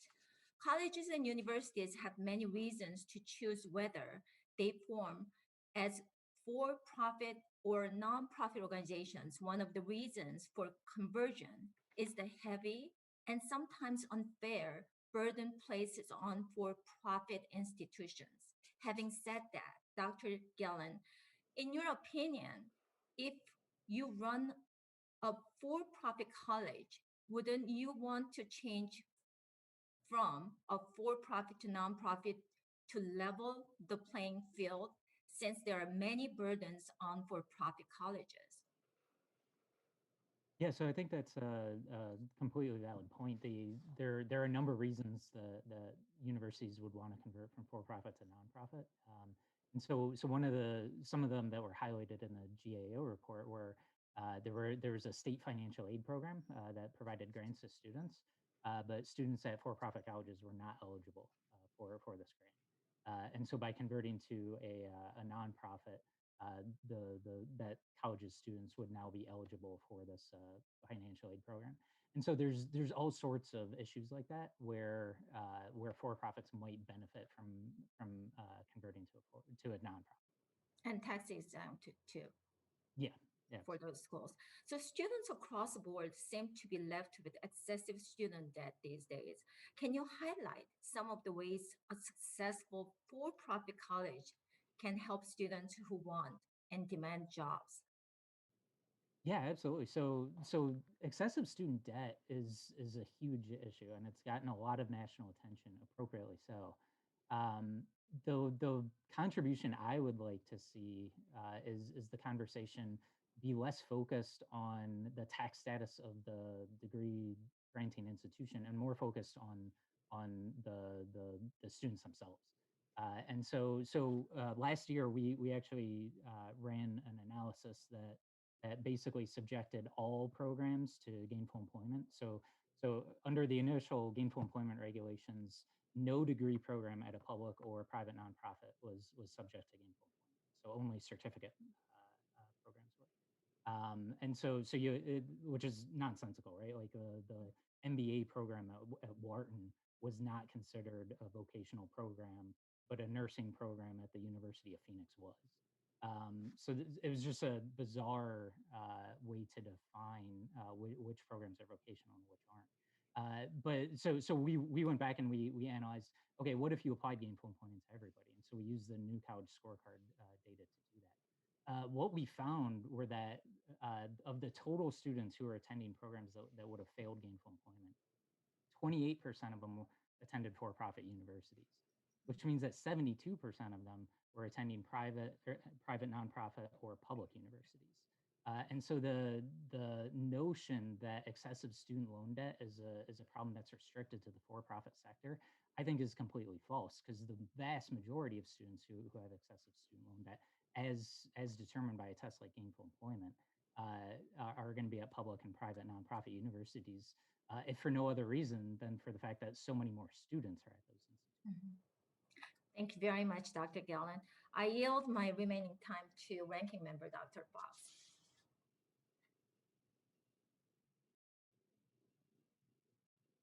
I thank you, Ms. Steele. Mr. Gillen, we've talked a great deal again about what we want to see and the bias that exists against for-profits. As we've talked about this, you've talked about program accountability, and I'd like you to mention that a little bit more, because I am very concerned about the possibility of our going to individual students. And if you wouldn't mind, mention how much information we can get from program accountability. Yeah, absolutely. So the most exciting kind of accountability potential that I've seen in my entire career has been this new college scorecard data on program level earnings. So they define a program as a university, a degree level, meaning associates, bachelor's, master's, and a field of study, so an academic field. And so this is completely revolutionary to what we can do with accountability in higher education. Because up until now, we've only really applied accountability at the level of the entire university. And so we've looked at things like the cohort default rate, which are calculated at the entire university level. With this program level accountability, we can really analyze specific programs. And you mentioned earlier in a comment there was a program at Harvard. It was a certificate program, so it was actually subject to gainful employment that actually failed. Nobody knew. Nobody knew that this program was leaving its students with excessive student loan debt because nobody had bothered to look at the program level outcomes. And so there's going to be a million examples like that, where now that we have this program level data, we can do a much better job of saying, okay, you know the institution is doing great, but these 4 programs at this institution aren't. Or, you know, this university is really struggling, but these handful of programs are having really good outcomes for their students. And so this program level approach, I think, is I think, Mr. Gillen, my time is up, and I need to stop you. Thank you. Thank you. The next is the gentlelady from Connecticut, Ms. Hayes. Thank you, Mr. Chair, for holding this hearing today. When predatory for-profit schools don't follow the rules, the victims are often our most vulnerable students: first-generation students, students of color, low-income students, working parents. When for-profits shutter their doors, students are left with tremendous debt and no credentials. Last Congress, I introduced a bill that would restore Pell Grant eligibility to students deceived by Corinthian College and ITT Technical Institute.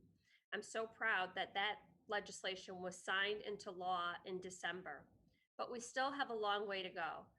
Ms. Kao, my questions are for you, and I would ask you I want to follow the rules to be mindful of the time on the clock. What role should transparency and consumer awareness play in addressing the risks posed by for-profit college conversions? And should more information be given to students about those conversions? Thanks. I would say transparency is necessary, but not sufficient. And one aspect of transparency in the context of these conversions is making sure that institutions are not pulling the wool over students' eyes by claiming nonprofit status when they're actually operating as for-profit institutions. I would also say that while choice is wonderful and I support students having options of the type of college they go to, nobody wants students to be steered towards a choice that is going to harm them more than it will help them. And, you know, you can look at the grocery store, you can look at the auto dealership, all of these contexts where we have consumer choice, there is a regulator making sure that you don't buy spoiled milk. There's a regulator making sure that you don't buy a car that's going to explode when you drive it off the lot. Thank you. That leads me to my next question for Director Emery Eris. Are colleges allowed to advertise as nonprofit colleges while they're awaiting the Department of Education to approve their conversion applications? And what did you find when you looked at the advertisements of colleges in pending status? That's a great question. When we started our study, education didn't have any formal rules on this issue. During the course of our work, they did decide to formally prohibit this practice. And they have developed instructions to schools, letting them know that this is not allowable. And they have begun to distribute those instructions. And this is particularly important because we found that schools were doing that kind of advertising. So they were waiting for approval, did not have it yet, but yet were putting out in advertisements that they were nonprofit institutions, suggesting that they had been approved by the Department of Education to be nonprofit colleges. That was not true. We saw that for all 9 schools that were pending. And we also looked retroactively at some of the schools that had been denied. So the 2 schools that were denied, we found had also previously advertised as nonprofits. So we think it's great that the department has formally said that this is not acceptable. And we think it's really important that they're getting the word out. You've actually answered my next 3 questions. But I'll wrap it up by saying, you know, what steps could the is the Department of Education taking to stop these deceptive advertisements? Yeah, so they're actually putting it in their letters to schools that are awaiting decisions. They haven't notified each and every school yet, but they are in the process of doing so. So they're kind of organizing their communications to make sure that they consistently message along those lines.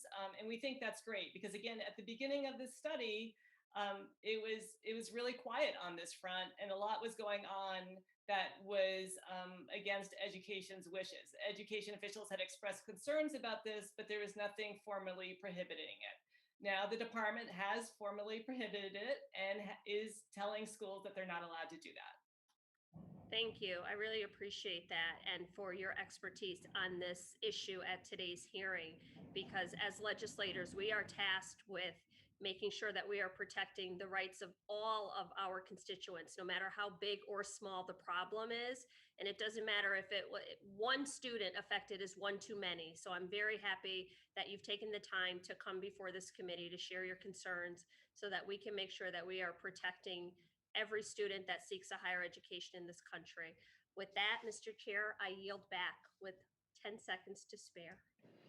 Well, thank you very much. And next, the gentleman from New York, Mr. Bowman. Thank you, Mr. Chairman, and thank you to our witnesses for being here. My first question is to Director Emery Aras. You note in your testimony that the IRS did not systematically collect the information that can help identify insiders involved in conversion transactions. When the IRS is evaluating an application for tax-exempt status involving insider transactions, what is it supposed to be looking for? It's supposed to be making sure that those transactions are of fair market value so that no one is pocketing anything extra above what the price should be. So that's what they need to be doing. And they don't always have the information that they need to make that decision. How is fair market value determined? It's determined by looking at what the price would be for people who have, how would I say this? If you have unrelated people who are looking at a good, it's their interest in what they think a fair price should be. It's a price that would be sort of comparable with other prices on the market. It's not a price that's inflated to benefit an insider. Got it. And what would be the grounds for the IRS denying an application? If they did find improper benefits. So for example, if they found that the price of the college was inflated beyond market value to benefit an insider, they could deny the application for tax-exempt status.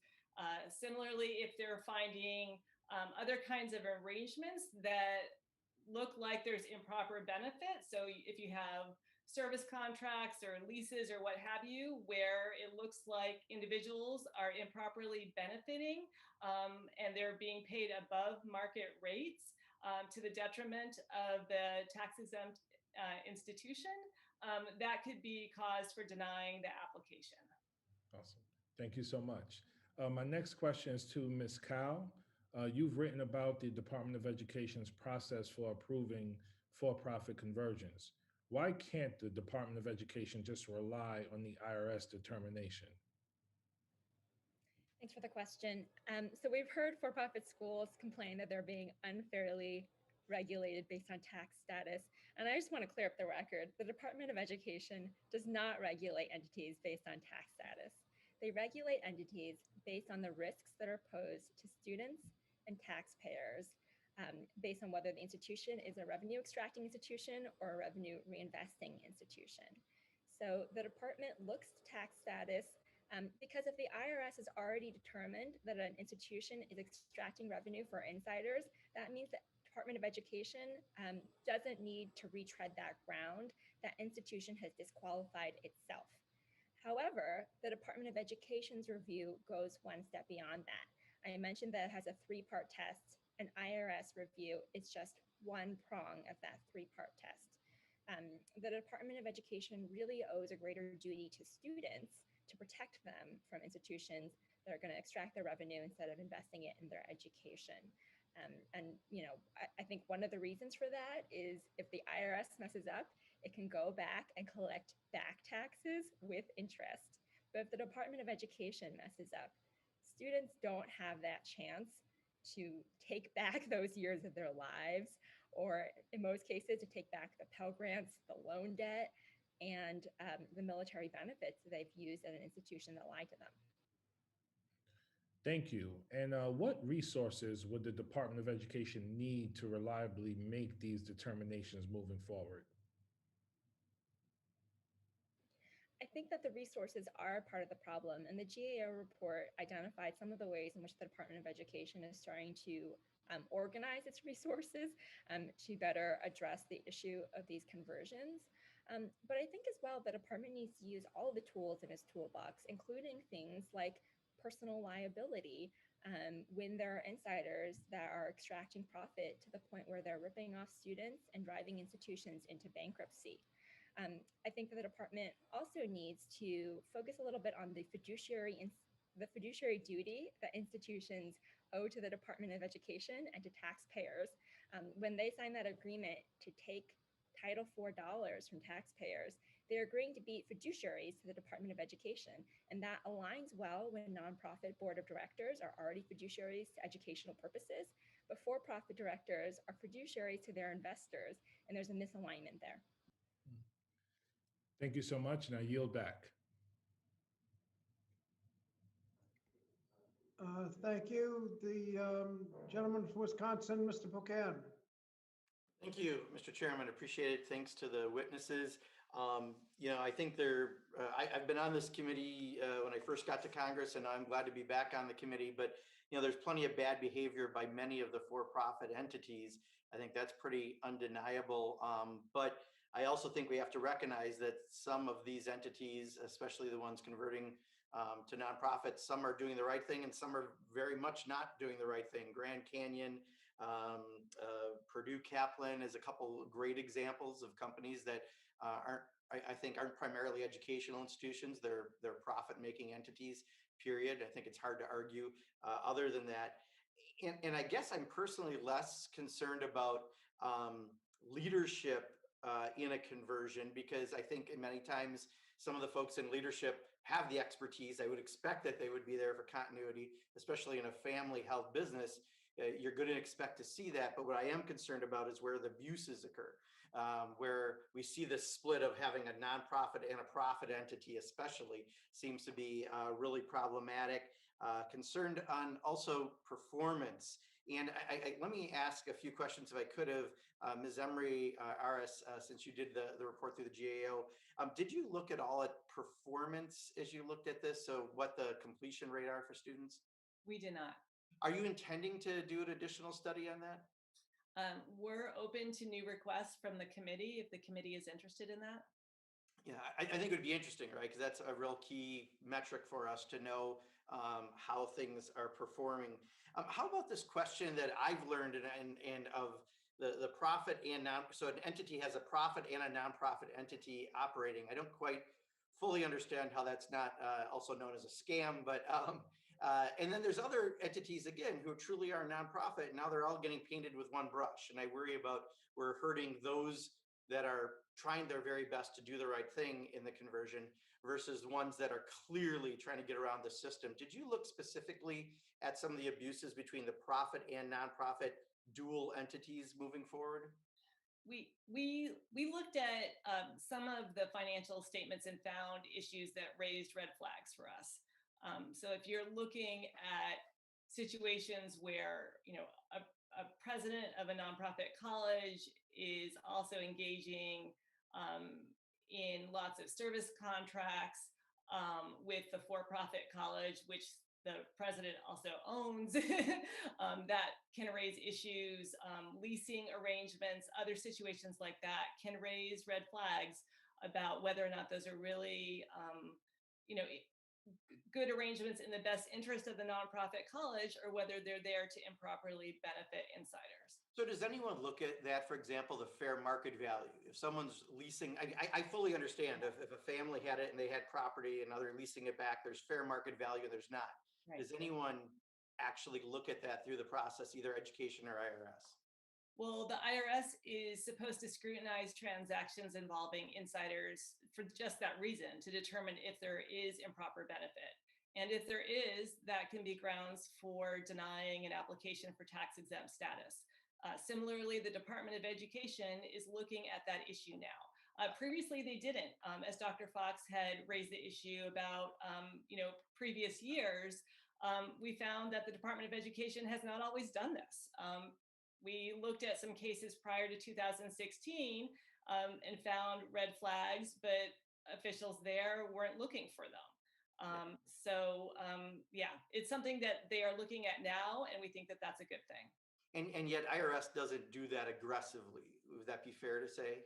That was our interpretation when they didn't have the sales price and approved the transactions nonetheless. So it sounds like from the conversation, and I hope I'm paraphrasing this correctly, that it sounds like more power should really go to the Department of Education, who actually understands educational outcomes rather than the IRS, because this is not really about a financial transaction per se. In the long run, it's about educating students.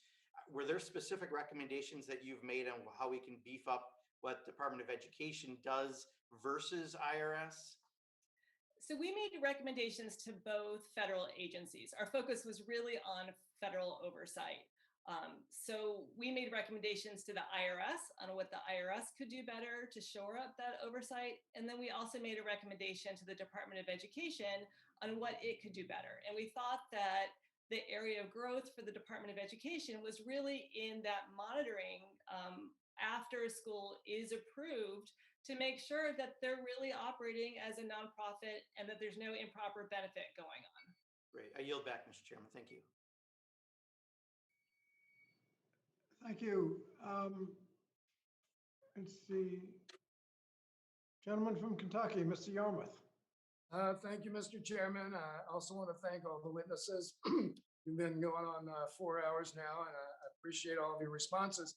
Now, I know at the beginning, the ranking member questioned whether we should be having this hearing, and I will say that it seems to me this has been a very useful and thoughtful discussion with a lot of good questions from all sides, and I've learned a lot myself and had some questions raised as well. But it seems to me, for instance, I think it was the GAO report that had said in 2018 and 2019, the for-profit conversions received almost $2 billion worth of federal aid. So there's a significant amount of money at stake here, taxpayer money. And so I think this is a very important discussion. This is thinking about, I want to go back to what Mr. Grothman discussed. And clearly, I think there are good reasons for a for-profit to convert to a nonprofit. I don't think there's any debate about that. But there are also some pretty nefarious ones. So it seems to me that in certain situations, yes, you might have a principal who's built a for-profit for-profit institution, and then his kids or friends don't want to carry it on. So he or she would want to convert it for a perfectly legitimate reason. But also seems that there could be situations where he's just trying to cash out and essentially lay off the risk, get rid of the risk and put it on a nonprofit and cash out when he can. And whether or not there are improper benefits, which in these situations seem more like self-dealing, at least some of the examples we have. Improper benefits seems like a euphemism for self-dealing here. But I want to turn to Professor Galley, who in your testimony, you talked about how private foundations actually prohibit many of these insider transactions, because the assumption is that any insider transaction is going to be inherently unfair to the nonprofit and that it would be very difficult to police. And there seems to me there have been some confusion, at least in my mind, during some of the testimony as to what is prohibited now, what is not prohibited now. So my question to you, Professor Galley, is, are those restrictions on private foundations, would they be, some of those be useful when we're talking about other nonprofits, especially nonprofit educational institutions? Thank you, Congressman. I do think they would be useful or something like them. Private foundations are charities that get their support from just a few people, and they're not schools typically. And so the assumption is there aren't a lot of eyes on those transactions. And so it's difficult to be sure that they're fair to the charity. And the situations that we've heard about and we read about in the GAO report are situations where it's hard to believe that these transactions could possibly be fair to the charity or to the students who believe that they're getting an education at a real nonprofit school. And so I think that both Ed and the IRS should approach a deal between a charity that was founded by the same person who's lending it money with some real suspicion.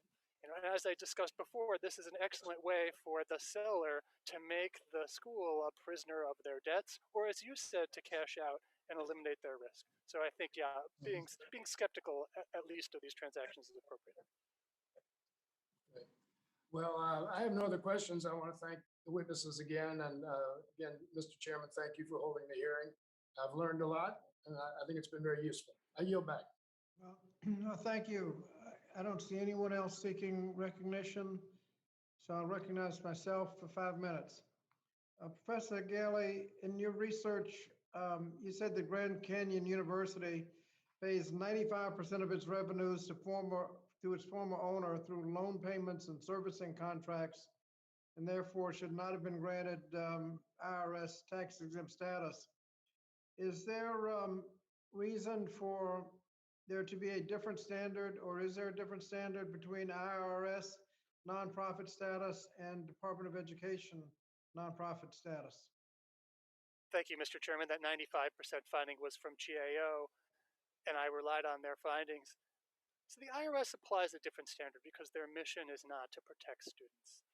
The IRS historically was very reluctant to say that an organization wasn't charitable and didn't get tax exemption, because if they said that, the charity would close its doors. And Congress responded to that by creating a new regime in the late 90s called the Intermediate Sanctions Regime. And that regime tells the IRS, don't try to revoke organizations' tax exempt status. Don't decide whether they're really charitable or not. Your main job is just to assign penalty taxes on people who extract extra benefits. And so the IRS isn't looking at these transactions to determine whether the organization is really nonprofit and really has an incentive to maximize students over revenues. And so there's fundamentally a different standard. There are doctrines that IRS could conceivably employ if it were to look very closely at these transactions. And I think, a transaction like Grand Canyon is so blatant that it should fail even the scrutiny the IRS gives. Doesn't the Department of Education have a different standard? It should. And the Department of Education,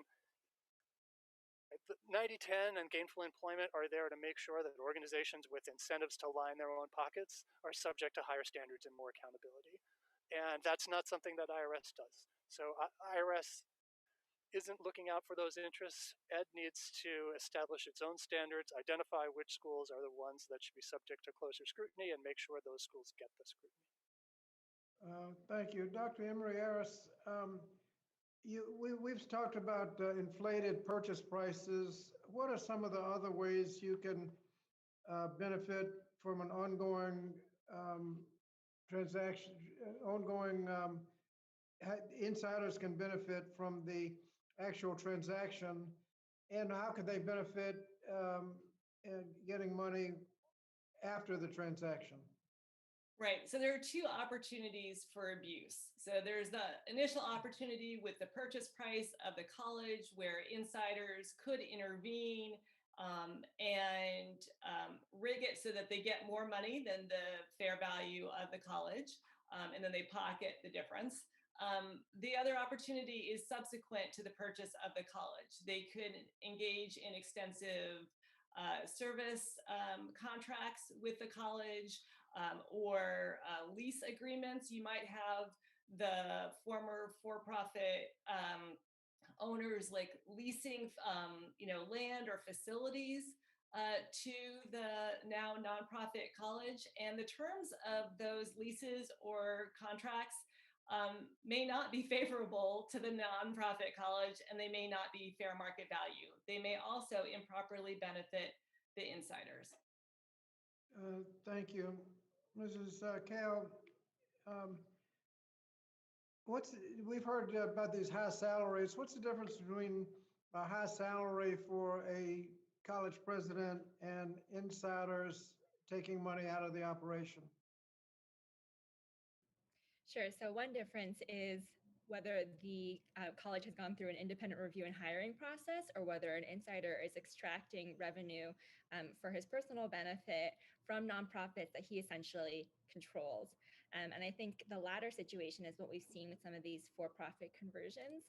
You have shareholders who are benefiting from a conversion to nonprofit status. And anytime that shareholders are promised a payday from nonprofit status, I think that tells you all you need to know.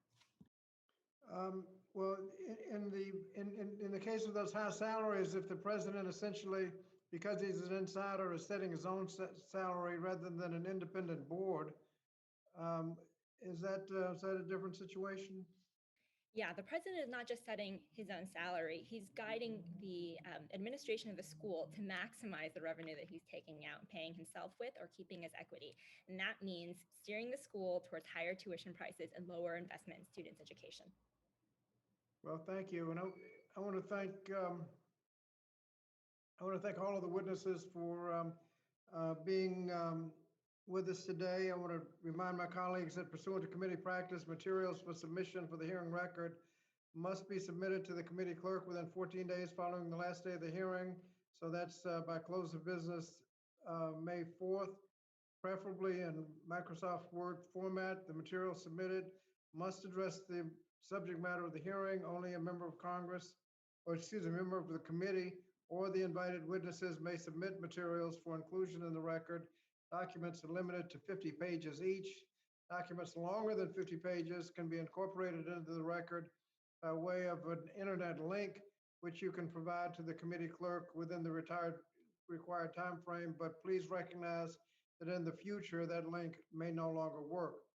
Pursuant to House rules and regulations, items for the record should be submitted to the clerk electronically by emailing submissions to hiddenlabor.hearings@mail.house.gov. Members' offices are encouraged to submit materials to the inbox before the hearing or during the hearing at the time the member makes such a request. Again, I want to thank the witnesses for your participation. The members of the committee may have some additional questions for you, and we ask you to respond to those in writing. The hearing record will be held open for 14 days in order to receive the responses. I remind my colleagues that pursuant to committee practice, witness questions for the hearing must be submitted to the majority committee or committee staff within 7 days, and questions must be related to the subject matter of the hearing. I now recognize the distinguished ranking member for any closing statement that she might want to make. Dr. Fox. Thank you, Mr. Chairman. Mr. Chair, I want to thank the witnesses for their testimony. We covered a lot of ground today, and there's several themes worth noting. Republicans oppose all fraud and abuse, no matter the tax status of the perpetrator. Republicans care about all students, no matter what institution they attend. Republicans support reforming the HEA to make sure all students attending institutions of post-secondary education give them a chance to succeed in the workforce. In contrast, Democrats want to talk about a college's legal and financial structure, not about students. Democrats are obsessed with a perfectly legal financial arrangement that 0.1% of for-profit colleges pursued per year in the past 10 years. Democrats want to shut down small businesses in the middle of a pandemic that serve students. Democrats are uncomfortable with the notion that not all public and nonprofit colleges act in their students' or their community's best interest. And here, Mr. Chairman, I'd like to insert a Time article related to this issue. There are real issues American students and families are grappling with. Outstanding student loan debt has never been higher because college tuition rates are skyrocketing. Students are struggling to find a good job after graduation because their college is not preparing them for career success. On-time college completion rates are abysmal. Colleges are trampling on students' First Amendment rights.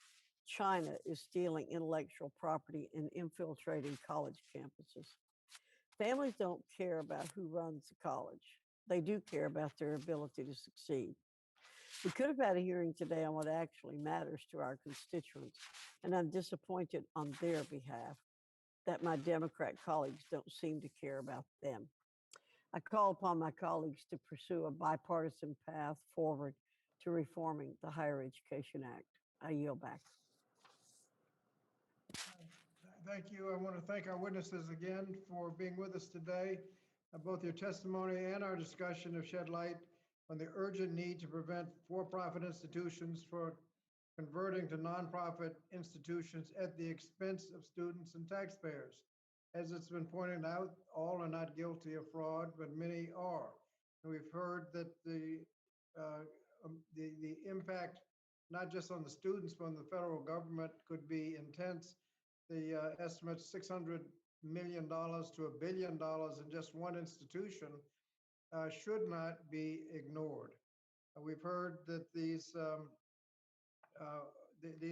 conversions deceive the students, decrease funding for student learning. We've also heard that virtually all the fraud in the higher education sector in the bar defense claims occurs in the for-profits and the covert for-profits. The simple fact is that many of the most concerning conversions occur when there are insiders at both the nonprofit and the for-profit institution.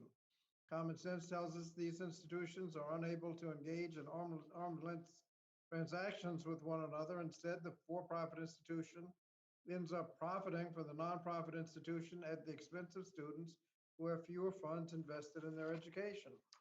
These schools cannot compete on equal terms with true for-profit nonprofits and public institutions, and as a result, they often turn to fraud like we saw in the Dream Center case that cost the federal government hundreds of millions of dollars.